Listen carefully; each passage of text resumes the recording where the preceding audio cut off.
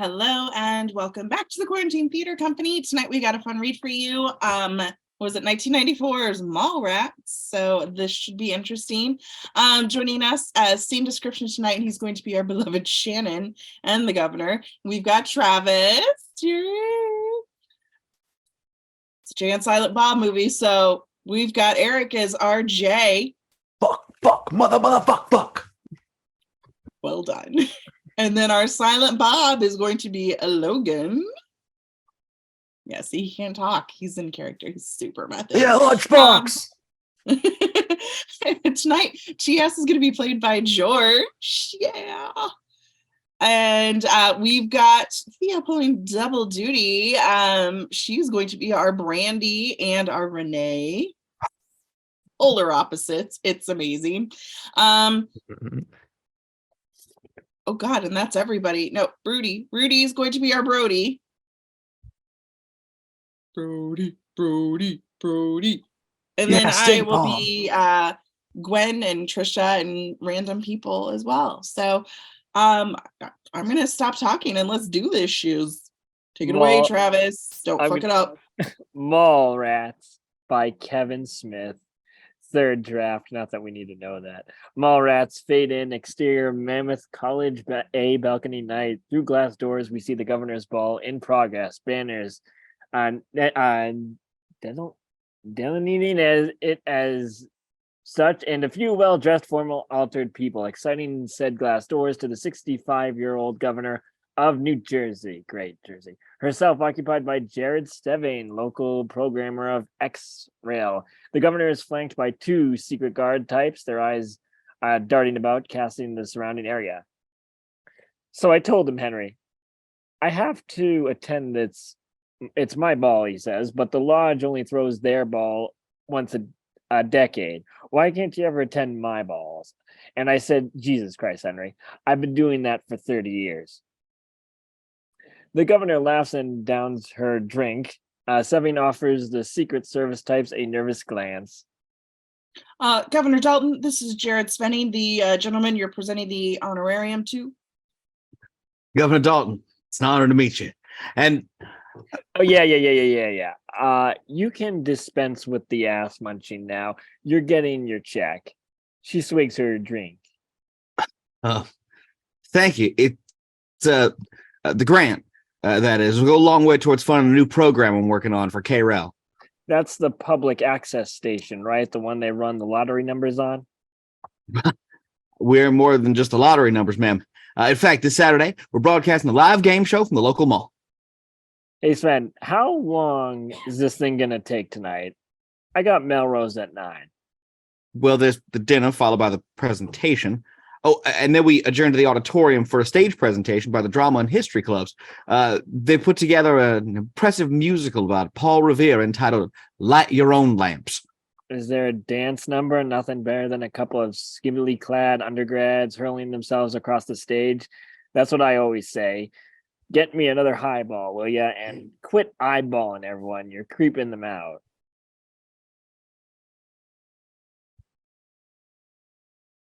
Right away, Governor.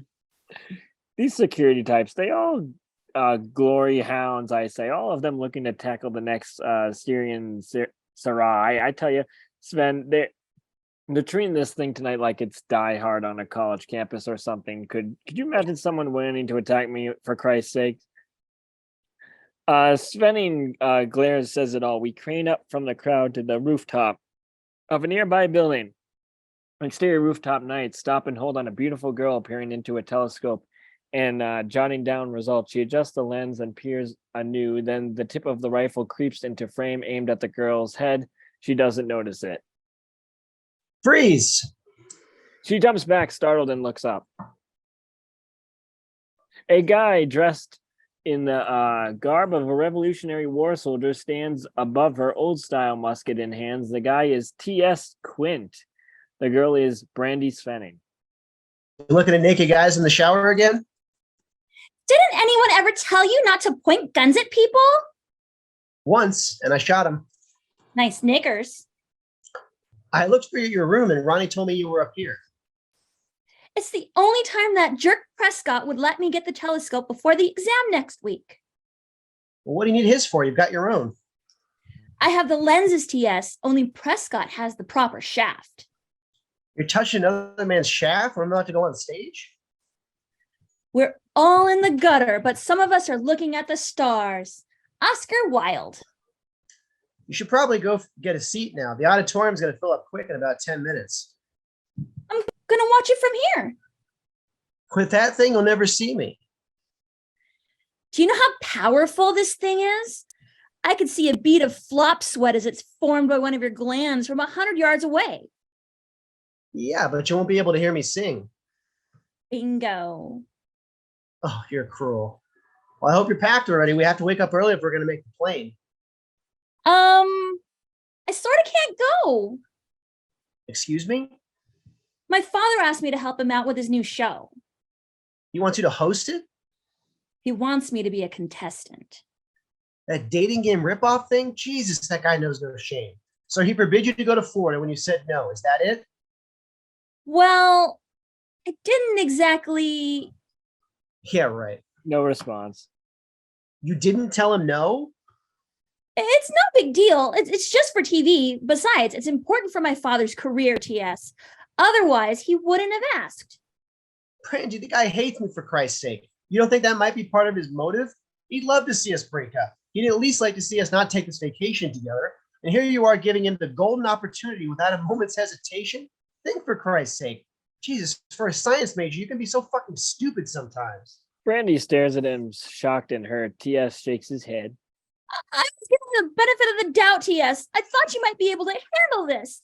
So I could appease my father, and so you could prove him wrong about how serious you are about us. But I guess I credited you with too much. I guess you're just as possessive and thoughtless as he is. You both see me as property. In fact, the two of you have so much in common, you should date each other. She turns to storm away. He chases after her. Brandy, wait. He grabs her shoulder, rifle in hand. She whips around and throws his hand off. Leave me alone. Ow! The rifle is caught in her hair, tugging at it. The gun's stuck in your hair.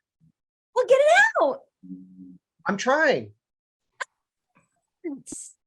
If you stand still, I can get it out. They struggle with their predicament at exterior Mammoth College balcony night. APA joins Svenning and the governor. The Secret Service types half draw their guns, reacting to him. Svenning indicates it's okay. We're ready in 5, Mr. Spanning. He exits, hands kind of in the air. Governor, presentation's going to start in about 5 minutes. We're taping this for broadcast later, so you might want to freshen up a bit. The Secret Service man looks around. The OS commotion from above catches his attention. He lowers his shades and peers hawk-like at the OS spectacle. What the hell is that supposed to mean? What? I look like shit or something. Exterior rooftop night. TS and Brandy struggle with the rifle in her hair. It's tangled around the trigger. If you'd stop moving. Get it off. It hurts. Maybe we can jar it loose. Here, lean on the ledge. Brandy leans over the edge of the ledge of the building. TS proceeds to beam the rifle against the ledge, jerking Brandy's head with it. Each time, exterior Mammoth College balcony night, the Secret Service man reaches for his gun. Sniper!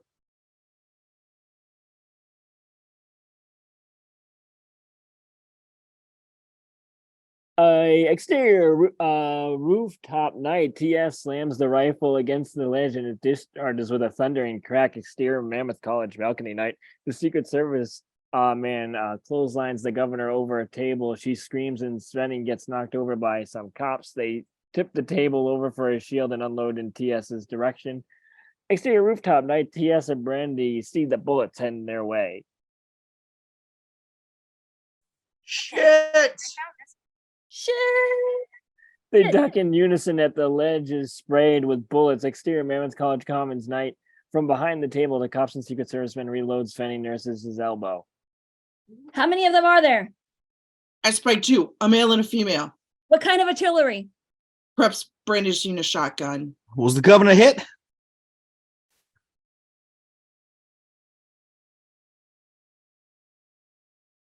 Governor? Of course I'm hit, you asshole. He hit me like some goddamn wrestler.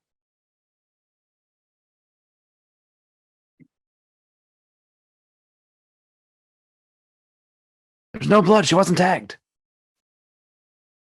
Jesus, would you get your foot off my tit? Sorry, ma'am. Sir, I think they're trying to signal us. Exterior rooftop night, a long white sock tied to a rifle butt creeps over the ledge, followed by the slowly raising pair of TS and Brandy. It's okay. We're not armed. This is just a prop. I'm in the musical. That was just a blank. It wasn't serious. Exterior Mammoth College Commons night, the cops and Secret Servicemen have their weapons trained on the above OS pair. Offstage pair.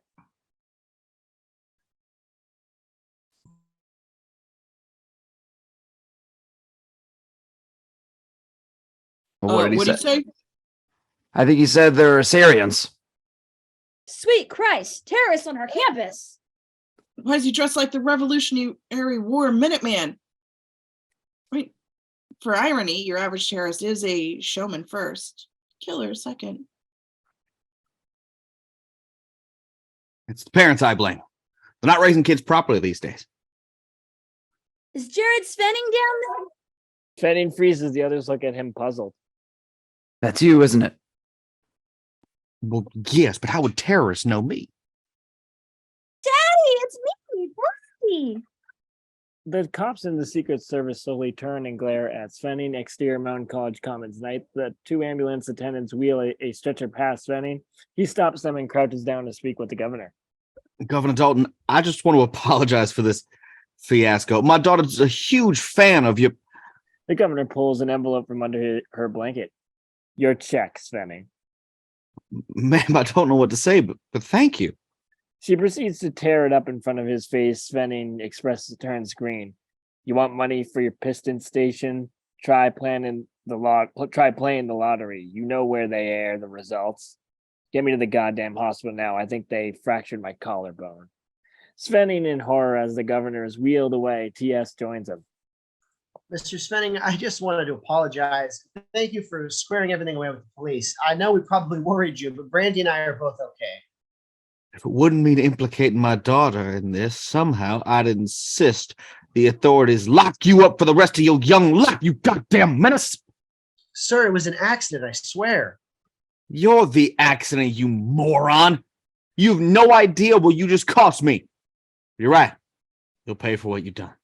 You'll pay in spades. Nobody fucks with Jared Svenning. Nobody fucks with Jared Svenning's career and walks away clean. Promise you that. Svenning storms away, leaning TS standing there. A student saunters up to him. Hey man, just want to tell you that I dug what you did up there. TS looks at them. Exterior Mammoth College Commons night. Brandy is walking briskly, wearing an angry face. TS follows her pleadingly. We're over, TS. Come on, I thought we weren't going to go through this breakup makeup shit anymore. We're not. You can forget about the making up. Listen to you. Why don't you admit it? Admit what?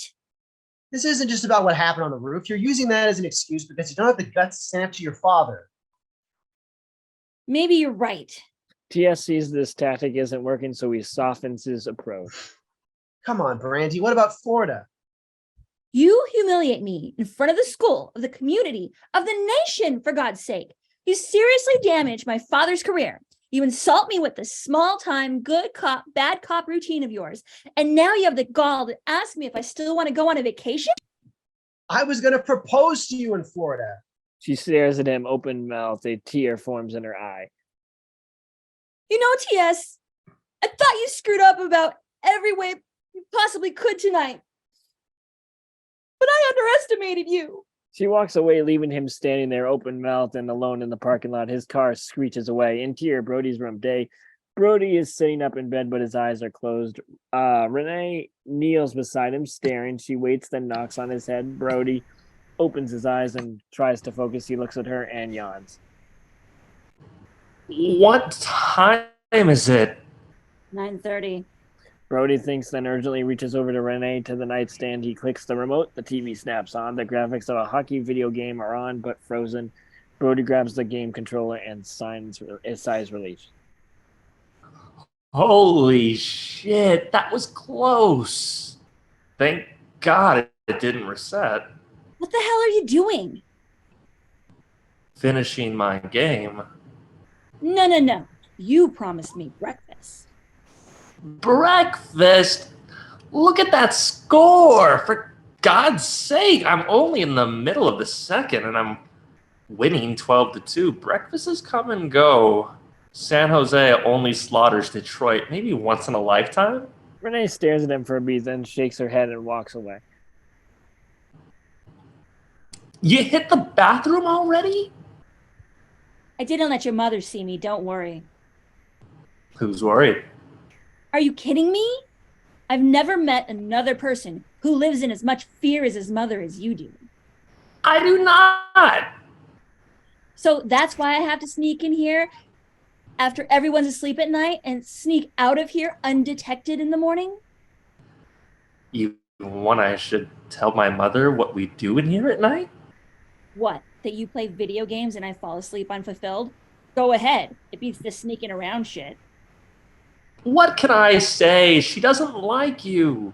You've never even introduced me to her. She wouldn't like you. You're an idiot. Your mom, everyone likes me. Everyone's mother likes me.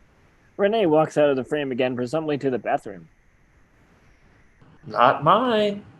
Hey, I've been meaning to ask you, what do you do in the bathroom all the time? Figure it out. The toilet flushes. Renee comes back and shifts through the clothes on the floor. No, I mean like before, like every morning before you leave here. I never hear water running or anything particularly female bathroom noises. Female bathroom noises. Like my mom, she emits completely different bathroom noises than my old man. You're an idiot. What are you doing there? You really want to know? I asked, didn't I? I'm playing the role of the concerned guy. I cry. Do you cry? I cry. Any particular reason? I think about the people that make decisions that affect our lives. The doctors that make advancements in curing diseases, the engineers who design skyscrapers, the guy who maps out a plane's flight path. The navigator? I think about how those people are all there every day, making a difference, leading big lives, making their mark, and how they refuse to be intimidated by the tremendous odds of failure they face, and how they only concern themselves with peers and company that apply to their goals and noble causes. Renee opens the window across from the bed. Jesus. I'd hate to tell you what I think about in the bathroom. I think about all of that and I cry because I have nothing better to do than fuck you. Ooh, Brody looks up shocked. Renee climbs out the window. Brody stares open-mouthed. He opens the envelope and reads it. You're dumping me? Is this because I didn't introduce you to my mother? The score siren sounds. Brody looks at the TV. The game is over. Detroit is the winner by 1. The video players skate in victory. Brody throws down the letter, still staring at the TV. Shit. Exterior Brody's room house. TS gets out of his mother's station and wagon and drags himself to the front door. Interior Brody's living room day. Brody opens the door. TS stands there. Motherfucker, last time I saw you were on CNN taking shots at public officials. Tires screeching to a stop are heard exterior Brody's house day. Behind TS's car, 2 news vans idle. The doors slam open and reporters with the video cameras pile out, racing towards the house, yelling out questions. Mr. Quint, is it true that you and your homicidal lover planned to kill yourselves once the governor was dead? Was The Catcher in the Rye your favorite book? Was it really aiming to wait, were you really aiming at K-Rail station manager Jared Svenning? TS whips his face back at Brody. Move.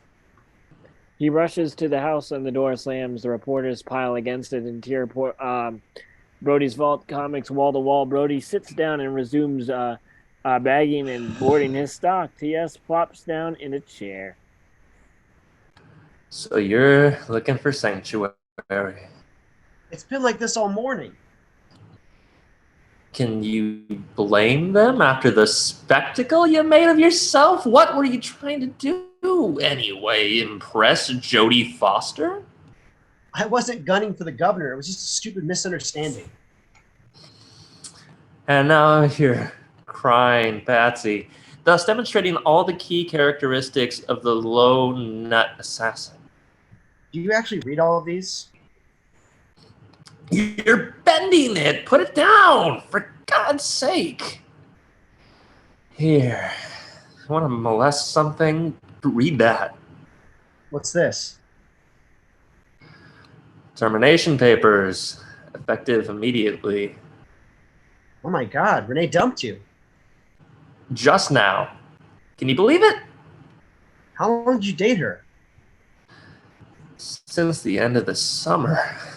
Never date a girl you meet in August. That's what my grandfather used to tell me. But or was it never date a girl you meet in a transvestite bar?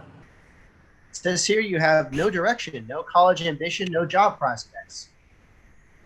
Also says I have no dick. But you'll notice that follows the financial question, proving once more what women really look for. What do you do for money anyway? Blood bank, sperm bank, eye bank.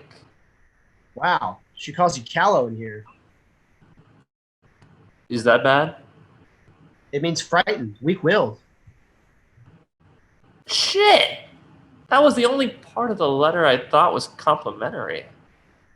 You're lucky. I didn't even get a letter filled with obscure adjectives.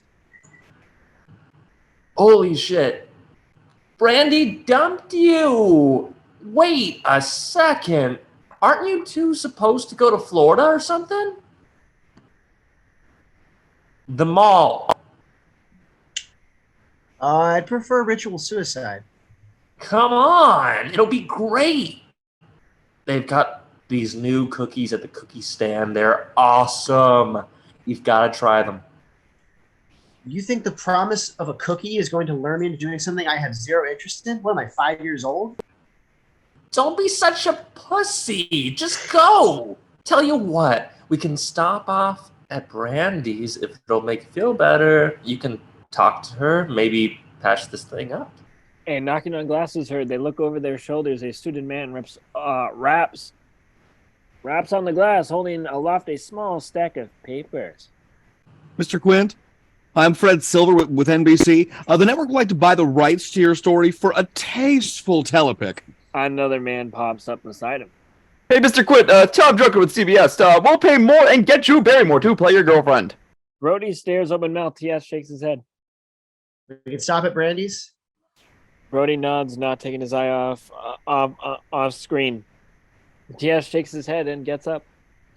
Get your rest. TS drops the shade over the chattering men. Music cue. TS and another station wagon ship around a corner. Interior station wagon. TS.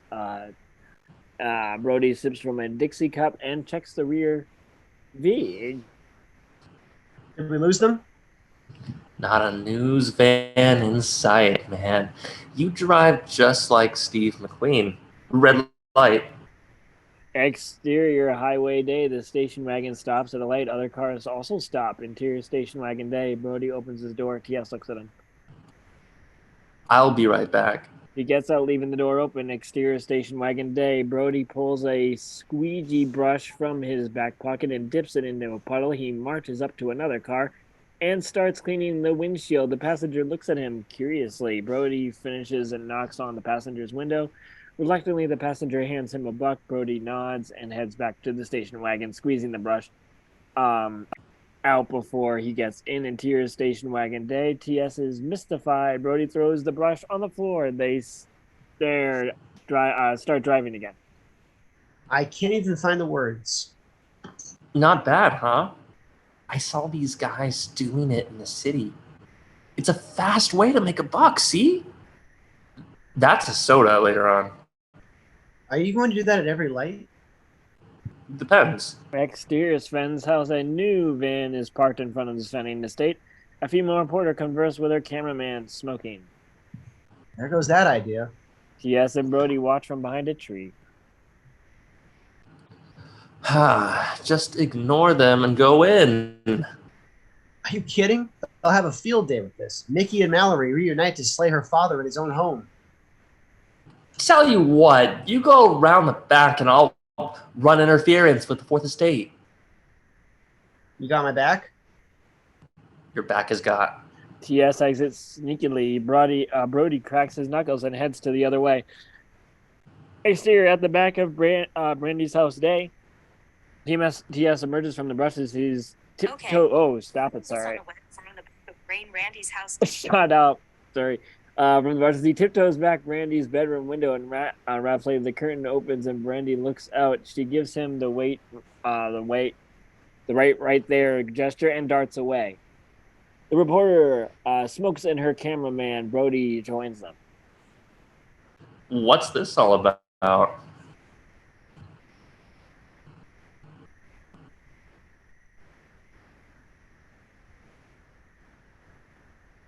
I'm Meralda Jotz from Heart Edition. We're hoping to get an interview with Brandy Svenning.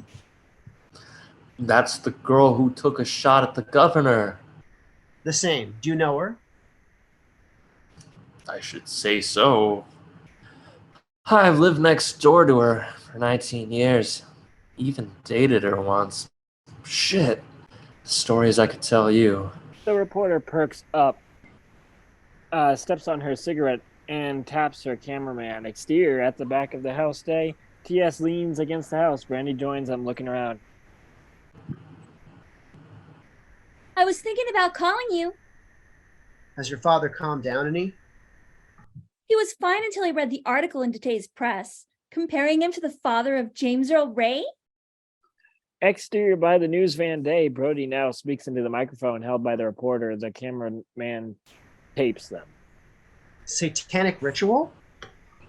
Oh, all the time. I remember coming over for Christmas one year, and they were celebrating a black mass. Her father had sex with the goat. Right there for what happened with her. He perverted her morals from an early age. What with all the neighborhood cats, he used to make her strangle. And nobody ever reported this to the authorities? Everyone around here's paralyzed by fear. Makes for shitty block parties. Could we possibly go onto your property and get some footage of their backyard? I have to admit, I'm afraid to piss them off. If they find out I let you do that, the guy's liable to put a death hex on me. The cameraman holds out a $100 bill. Would this help? $100? Shit, for $100, I'll bring you on their property. Exterior at the back of the house day. TS and Brandy talk. You gotta explain it to him, Brandy. You know it was all an accident. I know it's planned, but accident is too light a term to describe what happened, TS. Call it anything you want. Let's just forget about this. We missed Florida, but maybe we can spend this time together, away from studies and friends and parents. Wouldn't you like to be alone, to talk? Perhaps more than talk. Well, yeah, absolutely. I'm always for active non-talking. Come on. What do you say we go out tonight for some pizza? I can't. I have the game show. TS expression drops. Exterior near the front of the house day. Brody leads the reporter and the cameraman to a window. This is Svening's bedroom. How, I must warn you, the images you capture of whatever's going on in that room may be ungodly and horrific. Take a look. The cameraman peers through the window with his video camera. Interior Svenning room, POV vidcam day. Svenning comes out of the room soaked, wrapped in a towel. He's doing a little dance and singing a little song. Exterior by the back of the house day. TS and Brandy fight. I can't believe you're going through with this. Come on, TS. It's no big deal. It's not like I'm going to sleep with the guy. You might as well. Jesus, I thought you had more backbone than that. Why do you have to do everything he tells you to? Interior Svenny's bedroom POV vidcam day. Svenny crosses the room and drops his towel, but to the camera he turns to put on a pair of underwear and locks eyes with the camera. Exterior by the back of the house day. TS and Randy fight. There you go again. Just when you were making headway, you louse it all up with the possessive machismo of yours and bring everything endearing about you to a screaming halt. A powerful scream is heard. TS and Brandy lock eyes and run out of frame. Exterior at the front of the house day. Svenny comes tearing around in the towel, heavily pissed. Brody takes it all in. What the? Bruce! The fuck are you people doing on my property? Jared Svenning, how do you answer your neighbor's charges of your practice of satanic ritual? What? Just then, TS and Brandy join them. Daddy, what's up in the towel? Insult to injury, you trash my fiscal year, and now you and your crony aid these media vultures in taking naked pictures of me? Didn't. Mr. Svenning, whatever happened, I assure you. Get your ass off my property now. Get out of here before I call the cops. Me too? Now. TS and Brody dart off, followed by the reporter and her still shooting cameraman. And if I ever catch you around here again, I'm shooting you first and calling the police after you bled to death. The car and the van are heard screeching away. Interior station wagon day. TS drives. Rears. Brody sits quietly. I don't know what he's so mad about. They'll digitally erase his organ when they air the footage. Damn it, what's my problem? I was this close to a reconciliation, I blew up at it, and your theatrics didn't help either. Maybe some musical calm you down. Do you have any cassettes? Whatever's in there is my mother's. What's this? Jazzercise. Your mother has an aerobics tape in her car? Why? Centimeters. Centimeters away from smoothing it out, and now it's blown to hell. And where am I going? To the fucking mall of all places. As a matter of fact, I'm dropping you off and leaving. The safest place for you to be right now is at the mall. No press will think to look for you there. Hide in plain sight. Just shut up. You've done enough to further jeopardize my relationship. You know, did you ever stop to think that maybe the relationship wasn't that strong anyway? If something stupid like getting her shot at could rattle the infrastructure of a so-called romance like yours, then maybe it was tenuous to begin with. Would you close the glove compartment already? Maybe it's about time you were rid of her. 3 years is a long time to date anybody, especially someone as anal retentive as Brandy. Anal retentive? Oh, yeah. Remember the grad night party? I pissed in Bobby's pool, and she got angry at me? She was waiting next to you. She felt the warm current all over her legs. So what's the big deal? We were surrounded by water. Some people are so fragile. So are women's sensibilities when it comes to being pissed on. It wasn't on her. It was near her. Just shut up. Exterior mall day. 2 words. Grand and glorious. The parking lot is half full. Interior mall entrance. TS and Brody step in and pause. Brody deeply inhales through his nostrils. I love the smell of commerce in the morning. You're really making that last. Waste not, want not. A dude steps briskly from behind, then shoves Brody as he pauses some of the soda spills. The dude looks at Brody.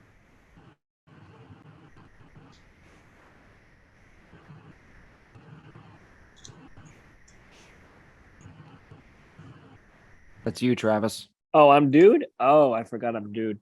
You want to say something? About a million things, but I can't express myself monosyllabically enough for you to understand them all. Asshole. He exits. Prick.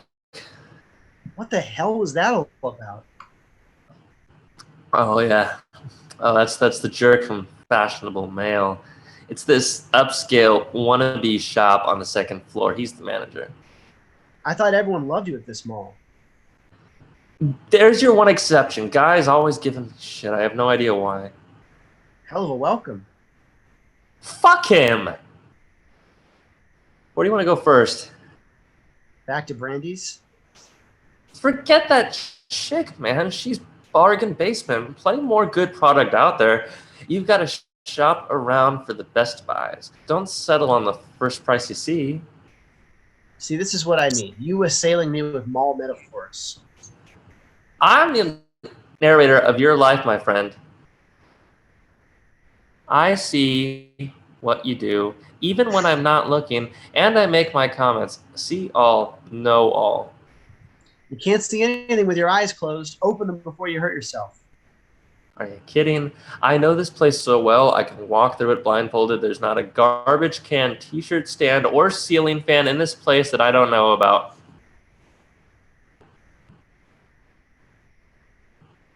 Brody blasts his head against a metal bar and falls out of the frame. TS kneels beside him. You were saying? Where the fuck did that come from? What's going on here? Looks like a stage is being erected. Brody hops to his feet again and stares, flabbergasted at the under construction stage. What is this monstrosity? Maybe it's for the Easter Bunny pictures. Impossible. The Easter Bunny court is down the other end of the mall. Been up since 2 days after Christmas. I want answers. And there's a soul who might know what's up. Brody heads off. Interior hall, the poster, kiosk. William stares at one of those 3D prints, the ones that reveal a hidden picture of the viewer stares long enough. TS and Brody join him. William. William continues to stare. William. Oh, Brody, man, what's going on? You work here now? No, man, I'm shopping with TS. TS, I saw you on TV. I think it was on Baywatch. CNN, William. And they reran it on Good Morning America. Oh, yeah. Didn't you kill the Pope or something? I got a musket tangled in my girlfriend's hair. Oh, well, He goes back to staring at the picture. What are you doing, William? looking for the hidden picture. If you stare at these things long enough, you're supposed to see some kind of hidden three-dimensional picture. Oh, yeah. Wow, it's a sailboat. You saw it too? Damn it! What's the matter? I've been staring at this thing for a week now, from opening to closing, and I can't see a goddamn thing. You've got to relax your eyes. Everyone sees this thing except me. But today's my day. I brought a lunch, a soda, and I'm not moving until I see that sailboat everyone keeps talking about. William, would you happen to know what this stage business is all about? It's not a stage. Let's see if I have to go blind trying. No, man. This stage. Over here. Oh, that thing. Yeah, they're having this game show today in the mall. It's gonna be on TV. I think it's called like Match Date or something. Holy shit. That's Brandy's father's game show. What is it? It's this really cheesy dating game ripoff. It's supposed to be for college kids, trying to capture that 90s youth market with a staple of 70s television. Why don't they bring back or remake good shows like BJ and the Bear? Now there's a concept. I can't get enough of Man and His Monkey. Would you guys shut up? You're breaking my concentration. Sorry, William. I gotta start all over again. Good luck with that thing. Yeah, man. Remember, relax your eyes. They head off. William stares. The kid joins him and stares at the picture as well. Wow, a sailboat. Shut up! Interior mall day. Mid-conversation, T.S. Eliot, I just wanted to say that because he's T.S., shakes his head walking. Brody follows him. Leave? We just got here. You can stay, but I'm not going to sit around and watch my one true love auctioned off to the highest bidder. So then let's trash the thing. Are you kidding me? I'm trying to smooth things over with her. The last thing I want to do is piss her father off any more than I already have, thanks to you. I can get someone to do it for us. Who'll be blame-free, and Brandy won't be able to do the show. Oh, yeah? Who? Interior mall outside pet store day. Sleeping kittens in the window suddenly jolt to life, eyes wide in the tractor. Jay bangs on the window, waving at them. Silent Bob holds a cigarette in his open palm, his eyes closed like he's concentrating. Look at the little kitties! Kitty, kitty, kitty, kitty, kitty, kitty! Look at the little kitties! Oh. Jay stares at Silent Bob for a beat. Knock it off! Yes, and Brody joined them. Look at this guy, $10 as he's trying to figure out which one he's gonna bury up to its neck, run over with the lawnmower. Brody man, Noochie Nooch! And holy shit, this motherfucker that strangled the mayor and held a lunch at night boy! I got a musket tangled in my girlfriend's hair. Ex-girlfriend. What's he doing? Shit, he watched the Empire and Jedi last week, and ever since then he's been trying to do the fucking Jedi mind trick. Thinks he can levitate shit with his thoughts, crazy fuck. Knock it off! Do or do not, there is no try. Well, don't talk to this bastard. He's got his heart of a fucking stone. Iceman won't talk to the kiddies. I'm always kitty, kitty, kitty, kitty, kitty, kitty. Talking to them, I'm playing with them, but Silent Bob, he won't join in. He's a fucking hard ass. Are you guys busy today? We're supposed to meet Trisha. She needs to ask Obi-Wan here something about her video game setup. Why him? Well, Silent Bob's an electrical genius, and he can set up a car with a kicker box using a Walkman and 2 watch batteries. Motherfucker's like fucking MacGyver. So knock it off. It's funny you should mention that because TS and I Leave me out of this. would like to propose a sort of cloak and dagger mission to you, Sabotage. Yeah. Shh, keep it down. You know about this game show thing they've got going on here today. Well, why need you to somehow disable the construction of the stage they're building? Oh, is that it? Shit, bitch, you were gonna do that anyway. Really? Why? Nothing better to do. Silent Bob here stole a schematic of the stage from one of those carpenters. He analyzed it and found a weakness, just like the fucking Death Star here. This crossbar, he figures if you pull this down, the whole thing comes fucking down. So we can count on you to get the job done. As soon as we figure out a way around that fat-ass security guard they got watching the stage. Interior mall by the stage day. A dumpy security guard paces back and forth. He picks at a wedgie. He poses a threat. Yeah, fucking LaFours, that dirty thing. Shit, no. We just have to outfit him, X-Men style. Interior mall by the pet store day. Like Logan? Wolverine! He's imitating Wolverine and his adamantium claws. I would have never guessed. You have your mission. Go forth and wreak havoc. Yeah, man, show some fucking heart. Will you knock it off? Silent Bob looks at the kittens and casually makes the universal cat summoning noise while screeching gingerly on the glass. That's better. We're on the fucking job. I have to admit, I'm shocked you didn't try to dissuade them. I would have if I thought for a second they could actually pull it off. Oh, ye of little faith. Want a cookie? Interior mall poster kiosk day. William still stares at the 3D poster. He's joined by a teacher and some small children. What's he doing? Well, if you stare at the poster for a few seconds, and a picture appears. Can we do it? Huh? Please, Mrs. Cat, is it right? All right, go ahead, but hurry, the Easter Bunny is waiting. The children stare at the picture. William rolls his eyes, waiting for the inevitable.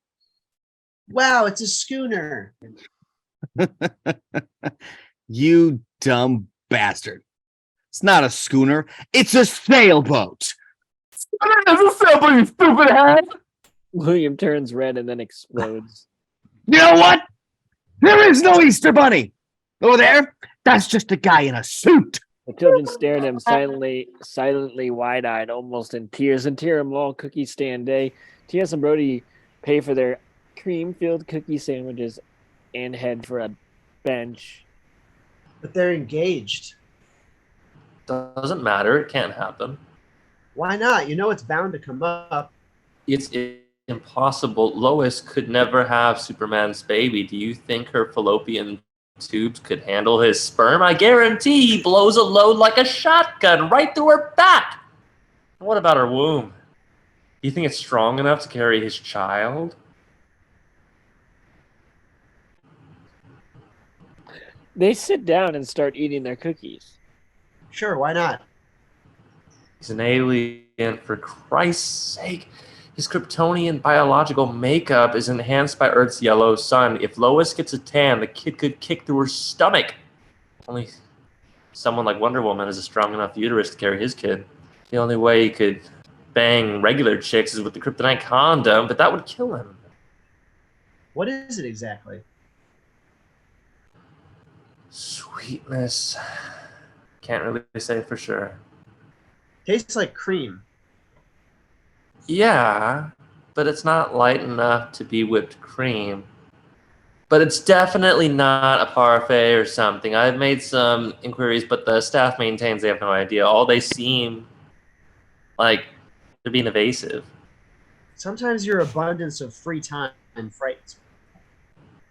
Elaborate? Who gives a shit about the cookies here? Nobody but you. This preoccupation you have of staying abreast with current food court trends is disturbing. The cookie stand is not part of the food court. What? Of course it is. The food court is upstairs. The cookie stand is downstairs. Christ, it's not like we're talking quantum physics here. The cookie stand counts as an eatery. Eateries are part of the food court. Bullshit. The eateries that operate within the designated square upstairs qualify as food court. Anything outside of said designated square is considered an autonomous unit for mid-mall snacking. I'll be right back. Brody hands down the Dixie cup and exits. After a beat, the teacher from the previous scene ushers her pack of crying children past T.S. He said it was just a man in a suit. Don't listen to that man. He just said that to be mean. Fuck him. T.S. watches the mask, then looks over his shoulder, thinks for a moment, and heads on off screen. Interior mall outside, bathroom day. Brody emerges and wipes his hands on his pants. He looks around, spots something, and immediately charges off screen. Blankety blank. T.S. finishes dialing. Brody joins him. What are you calling? Randy. You're pitiful. She lets her old man eject you like so much trash from their property where he lives, and here you are crawling back via fiber optics. I can't let you do it. Give me that phone. Interior evening house day. A phone answering machine sits atop an end table or something. It clicks on. Hello. You've reached the home of Jared Spinning and family. If you're requesting an interview with my daughter, forget it. My firstborn is not a homicidal maniac. Beep. Interior mall circular phone setup day. TS struggles to speak into the phone as Brody wrestles with him for the receiver, going through all sorts of usually humorous maneuvers. Randy, it's TS. Would you get the hell off of me? You just got the... You're going through withdrawal. Randy, I'm sorry for what happened today. He is not. He'd do it again, and all if he had to. Let go. Interior Fenning's house day. The phone machine is still there, but during the message, a hand reaches into frame and rests on a dial. I'm trying to help you, man. Show some dignity. Randy, listen, if you'll just give me 10 minutes to talk to you away from your father and away from this jerk. The hand turns down the volume. We pan up to see Svenning glaring up the machine over his shoulder. On the upstairs landing, we see Brandy enter the frame. Was that TS? Ricky Lake wanted you to come on the show. Brandy is visibly deflated. Are you ready? There's a million things I have to do, and I don't want to be late. He opens the front door, checks the knob, and exits. Brandy passes by the answering machine and stops. She looks at it for a beat, then goes to press playback. Brandy, let's go. She hurries out and closes the door. Interior mall day. A crudely drawn makeshift blueprint fills the frame, a la a Wiley E. Coyote plan. It shows a Rub Goldberg-like detailed drawing. We follow point A to D with lingering shots accompanied by spy music. Point A is pile of birdseed on the stage with the words birdseed written above it. A poorly drawn guard stands next to it. Point B is heavily sandbag hanging above the pile of rope attached to it. Oh, the word. The heavily sandbag, blankety blank, puzzled, the sandbag drops on his head. A picture of Jay and Silent Bob knocking out the crucial crossbar of the collapsed stage, with the Grayson, Jay, and Silent Bob shaking hands curiously atop the Russell or whatever it is.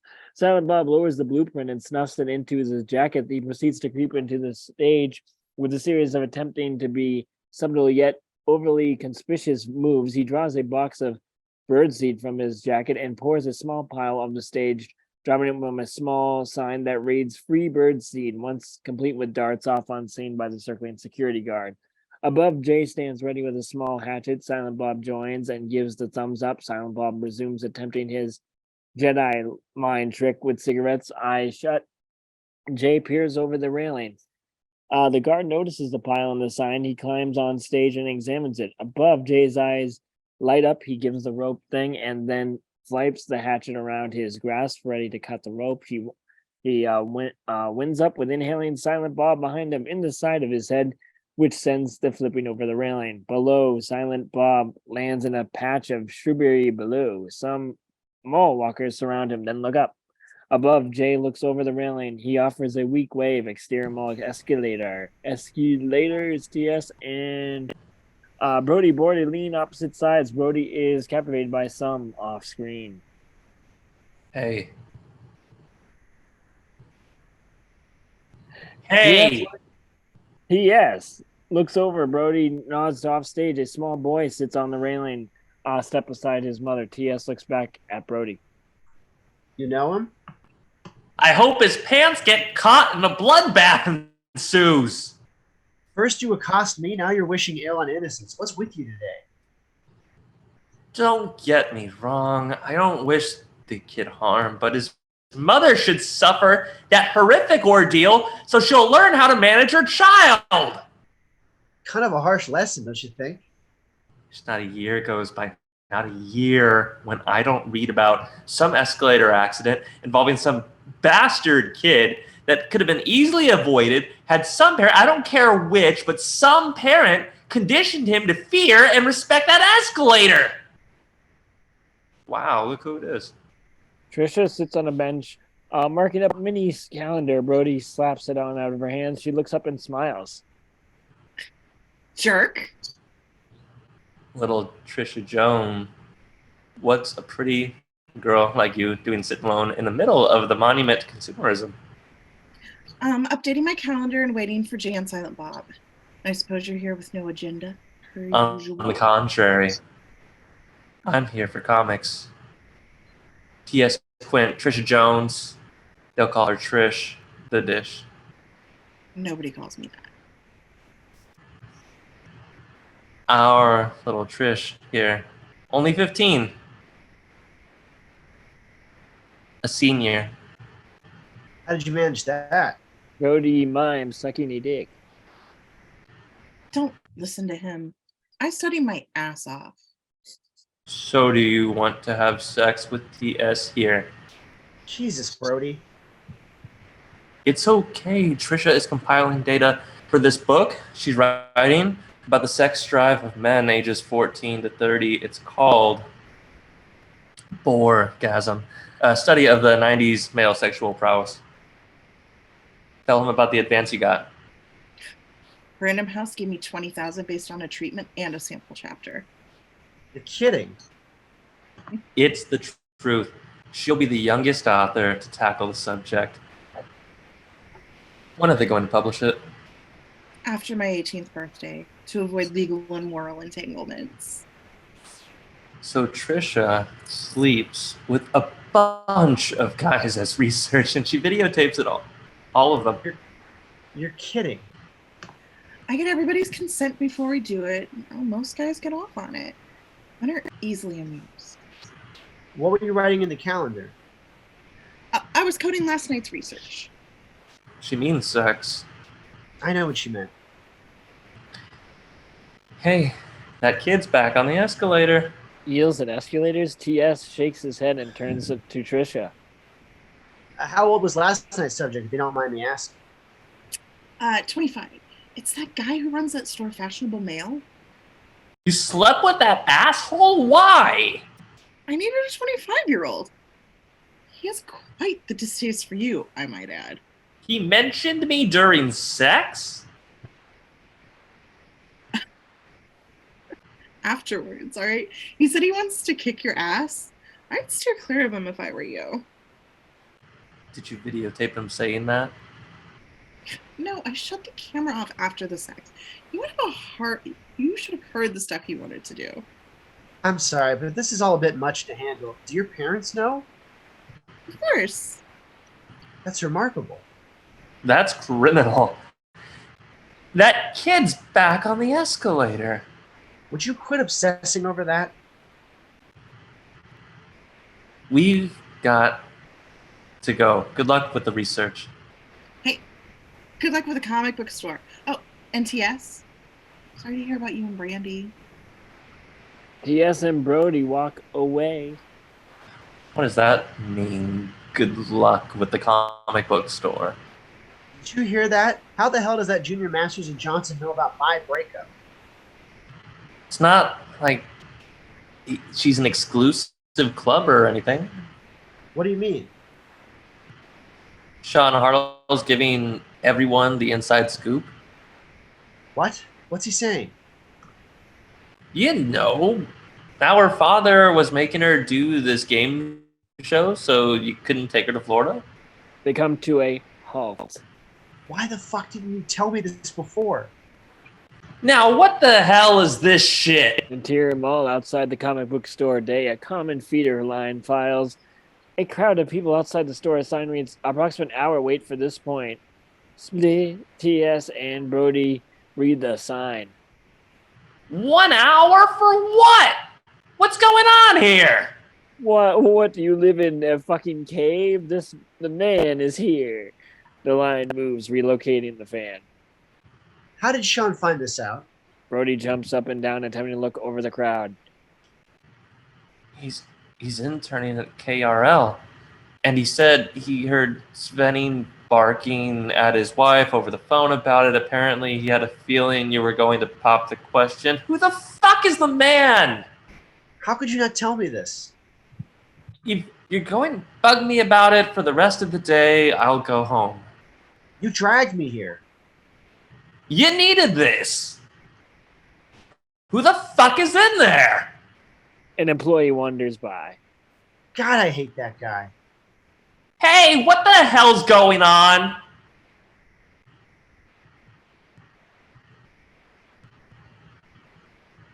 I was warned about you.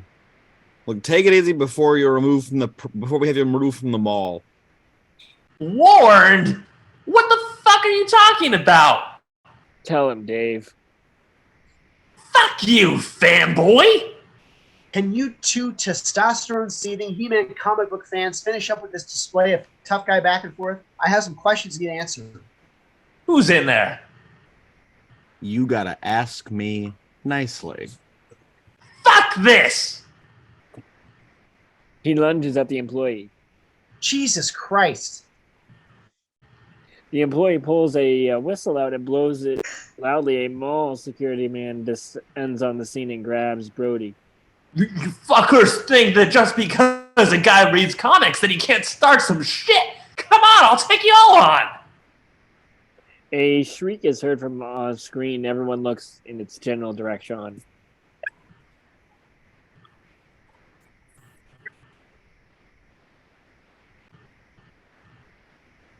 Oh my god, there's a little boy caught in the escalator! The mall security man releases Brody and rushes off towards the offstage clamor.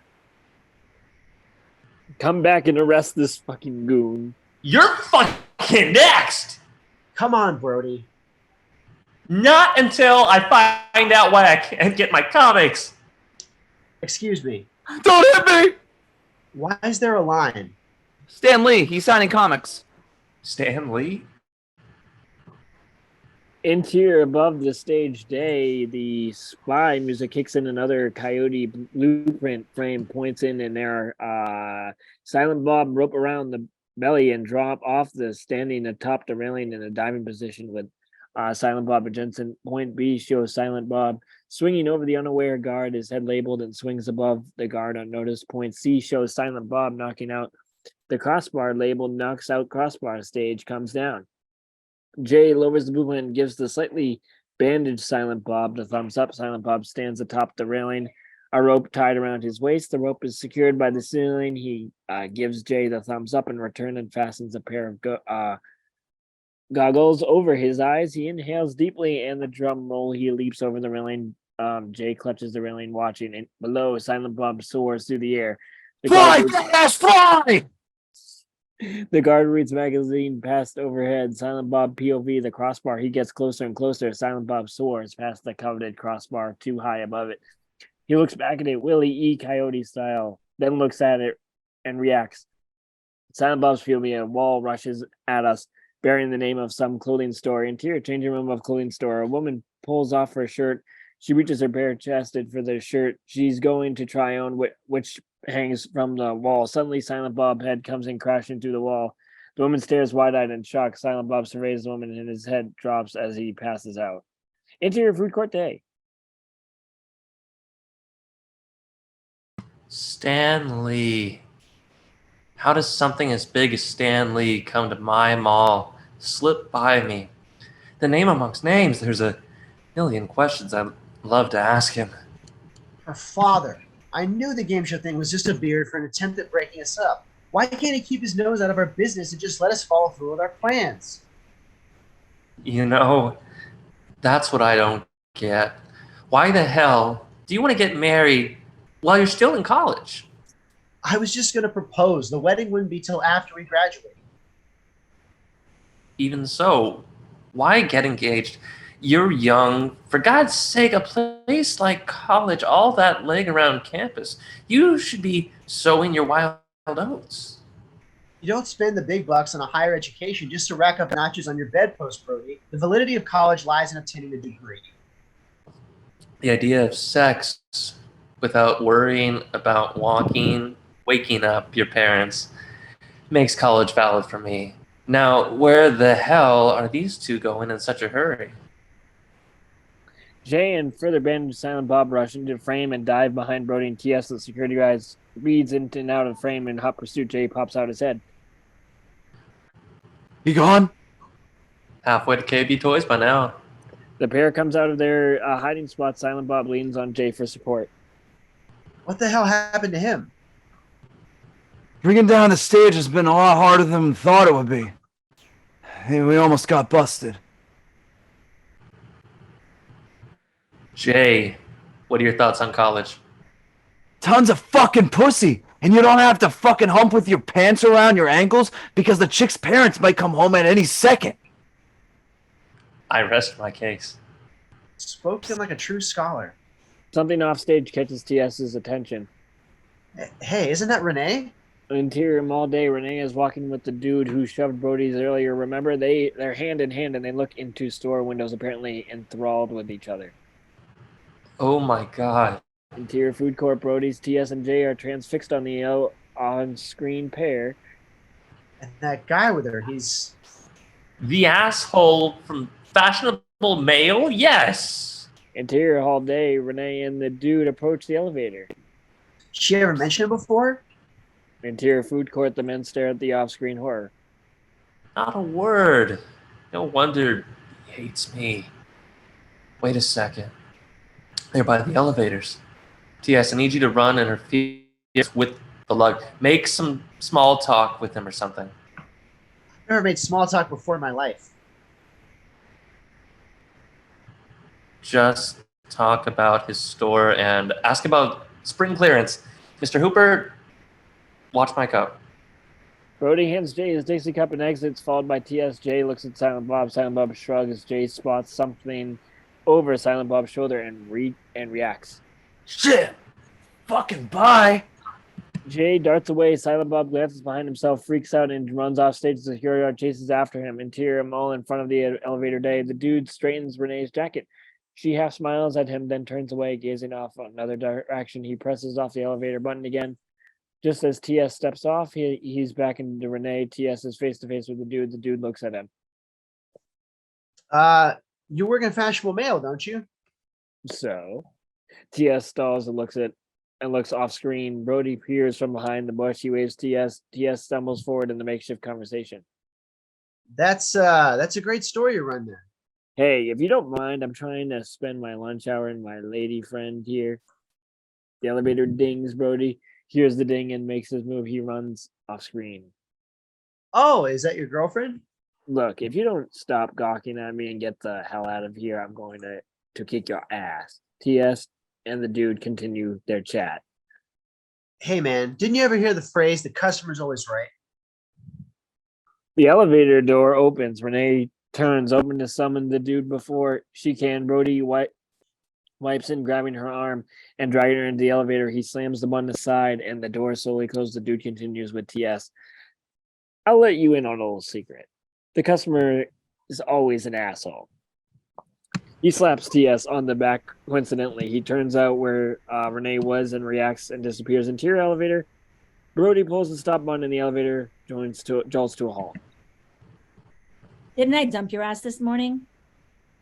What the hell gives with the cover boy? None of your damn business. But he'll probably kick your ass if he knows what you just pulled.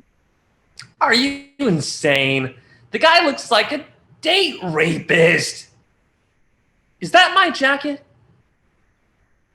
Brody, start the elevator. Not until you tell me what the situation is with you and the sperminator out there. How long has this been going on? Since I finally mustered the good sense to send you packing. He's a much more suitable companion than you any day. Are you nuts? That guy's pure testosterone.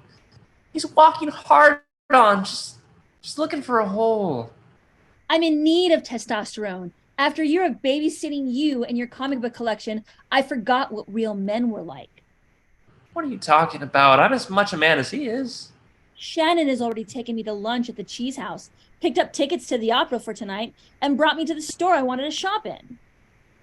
I took you shopping every weekend! It took me while you went shopping, you jerk. You don't care what a rat hole store and a shit pit you call the Dirt Mall and the latest Godzilla bootleg. Do you call having pizza in the same dive pizzeria every night eating out? I don't give a shit what two major comic book labels are crossing over characters, selling 2 editions over the book buried in chromium covers. I'm a girl, damn it! I want to do girly things like buy underwear and fix someone's hair and get phone calls expressing romantic sentiments. I call you all the time! Renee, my mom's asleep. Come over. That's romantic. When was the last time you looked at me? You told me I look beautiful or pull out my chair. And this guy does all this in the span of a day? This guy already introduced me to his mother. Really? He was up at work at 9 o'clock in the morning. Unlike my ex-boyfriend who sleeps in until 1 because he spends all night playing Sega and watching videos, which by the way has an enormous effect on your libido. Now you attack my libido. There's no libido to attack. Libido to it. Come here. In a fit of passion, they make out slowly descending to the floor. Interior mall outside elevator day. Shannon originally the dude presses the button again. A small crowd surrounds him and TS. You sure you saw her get on? Maybe she was getting off. Interior elevator day. Brody and Renee are doing just that. Interior mall outside the elevator day. The crowd grows larger still. You know, you look familiar. Can't be. I'm never at the mall much. No, it's not from the mall. You're the guy in the news that kidnapped the president's daughter and threw her off a roof. The crowd steps back slowly. TS shakes his head and locks eyes with a woman in the crowd. I got a musket tangled in my girlfriend's hair, for Christ's sake. Interior elevator, Renee fixes off. Brody sits on the floor, exhausted. Renee restarts the elevator. There. That was passionate, romantic. No, Brody. That was too little, too late. Too little. You said it was a good size. The effort, you idiot. The effort is too little, too late. But now that you mention it, when a girl says it's a good size, it's a nice way of saying it's small.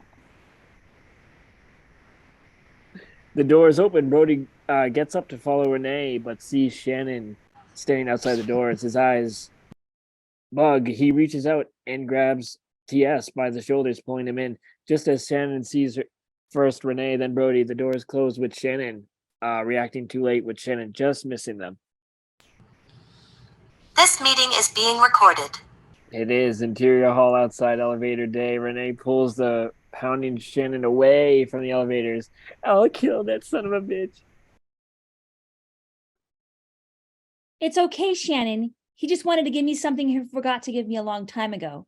You can forgive him now. He's harmless. Come on, I have to get back to the store. He exits. Renee moves to follow. She pauses briefly to look at the elevator with a touch of melancholy. Then she exits. Interior mall hallway entrance doors day. TS and Brody around the corner. Breathless TS pants while Brody peeks around the corner. Right there in the elevator. I don't know what came over me. She challenged my libido. I felt obligated to defend myself against her accusations. Oh, it's not like you still wanted her or anything. Not in the least. I'm over her. Holy shit. You sincerely love that girl. You're clueless. No, I'm right. I've never noticed it before, but she really fuels your engine. You have a glow. I don't have a glow. You do. You're glowing. If I have any kind of glow, it's because I just got laid. I'd look the same if I just banged anyone in that elevator, present company excluded. Deny it all you want, but you're just too proud to admit that you want her back. I suddenly want something very bad to happen to you. Hands land on TS's shoulders instinctively. He throws his elbow back and turns to defend himself. Gwen is double over, holding her stomach. TS eyes bug big. He puts his hand over her back for supporto. Oh, Jesus, Gwen. I'm sorry. I didn't. Gwen fists clenched together. Delivers a double uppercut to TS's crotch. TS doubles over, breathless. See? This is what you get for fucking with me. Hi, Gwen. He didn't really mean to hit you. Gwen leans on Brody. TS leans against the wall. My favorite friend of my ex-boyfriend. Look at you. You're glowing. I am not! Look, TS, it's the girl you dated before Brandy. TS looks up wordlessly. He's kind of pained. Hello, lover. I saw the news. You were quite deranged. Hey, so get this. I was trying on stuff in a changing room, and some pervert wanted to see me naked so badly, he busted his head through the wall. I usually just get in the next stall and peek over. Brandy dumped him. Would you stop saying that? I know. I heard. You heard? How? Brandy told me. I ran into her a few minutes ago. Wait a second. Where? By the stage. TS bolts out of the frame, leaving Gwen and Brody. So, when the guy saw you, were your nipples hard? Interior hall by the stage. Seven has his jacket off. He shouts at an off-screen stagehand. Is it at all possible for you to finish that one bracket before we start taping? Or are you trying to get on camera? Is that it? Yeah, we'll go on with the show. And you would say right where you are, wrenching that thing into place.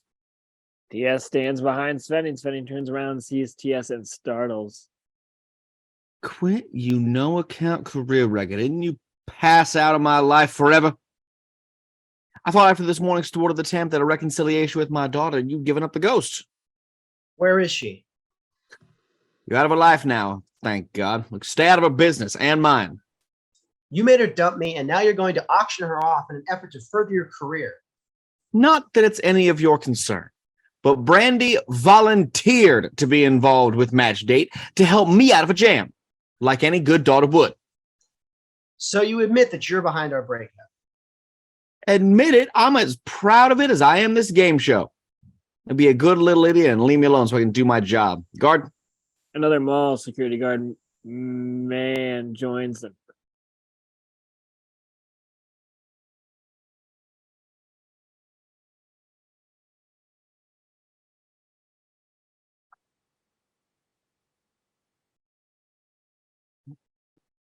See that this recluse comes nowhere near my set.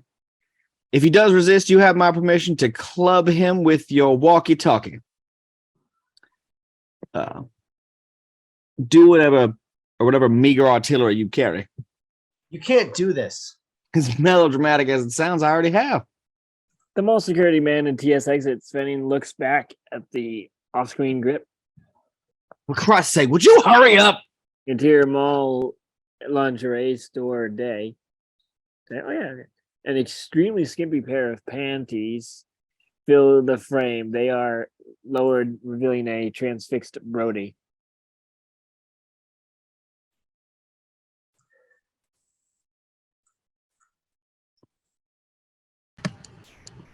Ah, I wonder if my mother ever wore a pair like this. Interior hall by the rack day.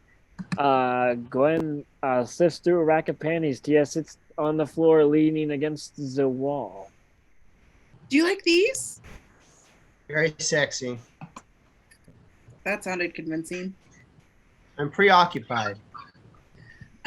T.S., she told you she's just doing it as a favor to her father. Regardless.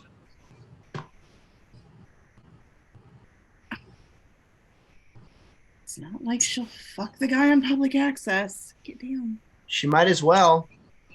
You're overreacting again. That's why your relationships fail. Certainly why ours did. Right? You got bent out of shape the same way over that costume party. We were in high school. You got drunk and screwed Rick Darris on the pool table with everyone watching, no less. It was a costume party, T.S. Nobody could tell it was me. Besides, who else but you remember shit like that? I would have been a sexy chick. Well, I don't know about sexy, but I really would have known how to wear underwear. Brody, do you remember the costume party? The one where you banged Rick Darris on the pool table? Nobody remembers shit like that. How is it that you recall the most trivial events? I'll never forget it. It was the only time I ever saw Darth Vader fuck a gorilla. How much longer are we going to be in here? I'm starting to get hard. Tell me about the Renee breakup. Oh, I threw her away like a parking ticket. Ah, Oh, don't, Brody. I talked to Renee's cousin this morning. It was vice versa. they certainly aren't acting broken up. Ask them about the elevator. They approach the counter. The sales lady stares, ringing up Gwen's purchases. What about the elevator? It goes up and down. Renee seems so coarse. What was it like to date her anyway? Have you ever slept with somebody? Of course. I mean, really slept with someone. Not just fuck them on a gambling table. We slept together when we went on the ski trip. That was you? Wait. I have slept beside many people, Brody. You know how when someone lays with their back to you and you lay behind them really close and you throw one arm over them, It's called spooning. but you have to put that other arm somewhere, and usually it's in this awkward type of position. You can either lay on it or hang it in the lifeless uncomfortable fashion between your bodies.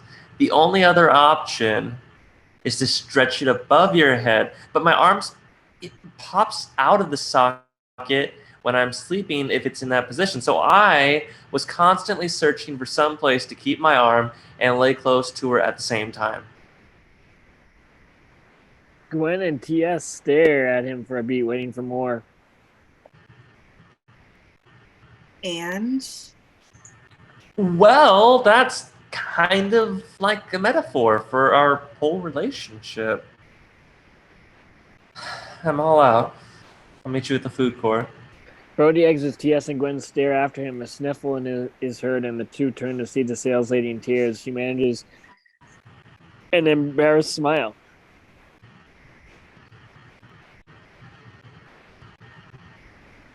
I know exactly how he feels. Excuse me. She rushes off crying. Interior mall food court. Brody saunters up to the counter of a fast food joint, the Krusty Krab, and offers the attendant his Dixie cup. Fill this with Pepsi and no ice. He taps the counter playfully. Out of nowhere, Shannon steps up and stands beside Brody. Slowly stops tapping as he notices new company. Want a sip of my soda? Shannon slams both his yeah and yeah on the frame. Interior mall inside hallway. The door kicks open and Brody sails into the wall and follows the Sam's door behind him. They are off back access hallway behind there. Shannon recode and punches Brody in the gut. The smart ass ex-boyfriend. Do you know who I am? A deeply resentful retail manager. Renee is with me now. You got that? So don't be sniffing around her anymore like you tried to do with that elevator shit. I'd call it more than sniffing. What was that? My neck. I think it's stiffening from this little workout of yours. I've got two more things to tell you. One, I don't like you. I see every week in the mall. I don't like shiftless layabouts. You're one of those fucking mall rats. Pause for a second. You don't come to the mall to shop or work. You hang out and act like you fucking live here. And while I have no respect for people with no shopping agendas, Is this what's known as motivated salesmanship? Renee told me to leave you alone, but she's fucking clueless. The newly single always feels a bit protective for the ex-boyfriend. If this is her idea of protective, I'd hate to have her mad at me. You see, Bruce is me. I like to pick up girls on the rebound for a disappointing relationship. They're much more in need of solace, not quantum of solace, and they're fairly open to suggestion. And I use that to fuck them someplace very unpleasant. Oh, I know what he's done. What, like a dumpster? No, like somewhere girls dread. Suddenly realizing what he's talking about. I know exactly what he's talking about. Brody she's talking about he apparently tries to take a swing at Shannon. He misses and Shannon slams him hard. Is it because it's a challenge? Is it because it's taboo? Is it because I like to have them differently than they've been had before? I don't know. Oh, I don't know what he's talking about. This sounds like a discussion much more suited to an extended professional counseling session. I'll go get a therapist for you. Brody moves to leave, but is halted by a kick to the stomach. He collapses around. The only one going to be needing a doctor here is yourself, my friend. Now, my suggestion to you is to forget you ever dated Renee until I get what it is I'm looking for in this latest dalliance. I better not see you within 10 city blocks of her, or I will really do some damage, smartass. Are we clear? Renee, who? Not bad. You're leading. I'm glad I had this little chat. Remember when I'm fucking your girlfriend? Oh, my store is having a sale next week. Come by and I'll give you a nice deal on a suit. Hope it's a good deal. He brushes himself off and heads back through the door. Brody lays on the ground and breathing heavily. Interior mall, main level. Gwen and TS are walking and talking. Their shopping bag. Did we ever get along? once or twice. And how come we did as long as we did? You had cable? When parents got cable, we broke up. So, are you going to stay for the show? Absolutely not. As soon as he comes back, we're leaving. Where's your sense of chivalry, TS, Quint? Is that Brody? Brody sits on the ground beside a water fountain. Jay and Silent Bob, silent to his tail. Brody holds a rag to his nose. The fucking fountain! And you're fucking kidding me! The Easter Bunny did that! Can you believe it? All I said was that Easter Bunny at the Menlo Park Mall was more convincing, and he just jumped the railing and knocked me down. He's fucking dead! Let it go. He's under a lot of pressure. TS and Glenn join them. They're taken aback by Brody's condition. What the hell happened to you? The guy in the Easter Bunny suit kicked his ass! I had it coming. Fuck that! We'll see you guys later! Come on, Silent Bob! They storm off angrily. What really happened? Proprietor of Fashionable Mail beat a rain check into my stomach. Shannon Hamilton? You know that guy? Yeah, I went out with him after we dated. He tried to screw me somewhere very unpleasant once. What, like a dumpster? Sounds like his MO. Can you get up? Am I still glowing? You're barely breathing. Was Renee involved?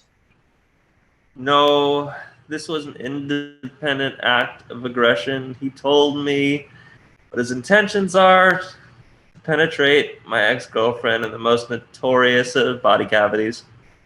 Sounds just like him. You gotta tell Renee.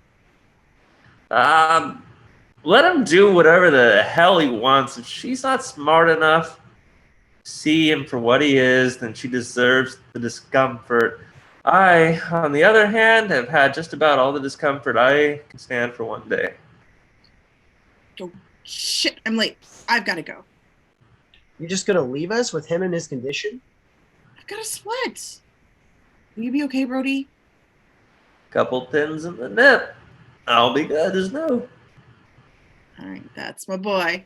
Bye, guys. Be good. She leaves. Women always leaving you when you just had that crap kicked out of you.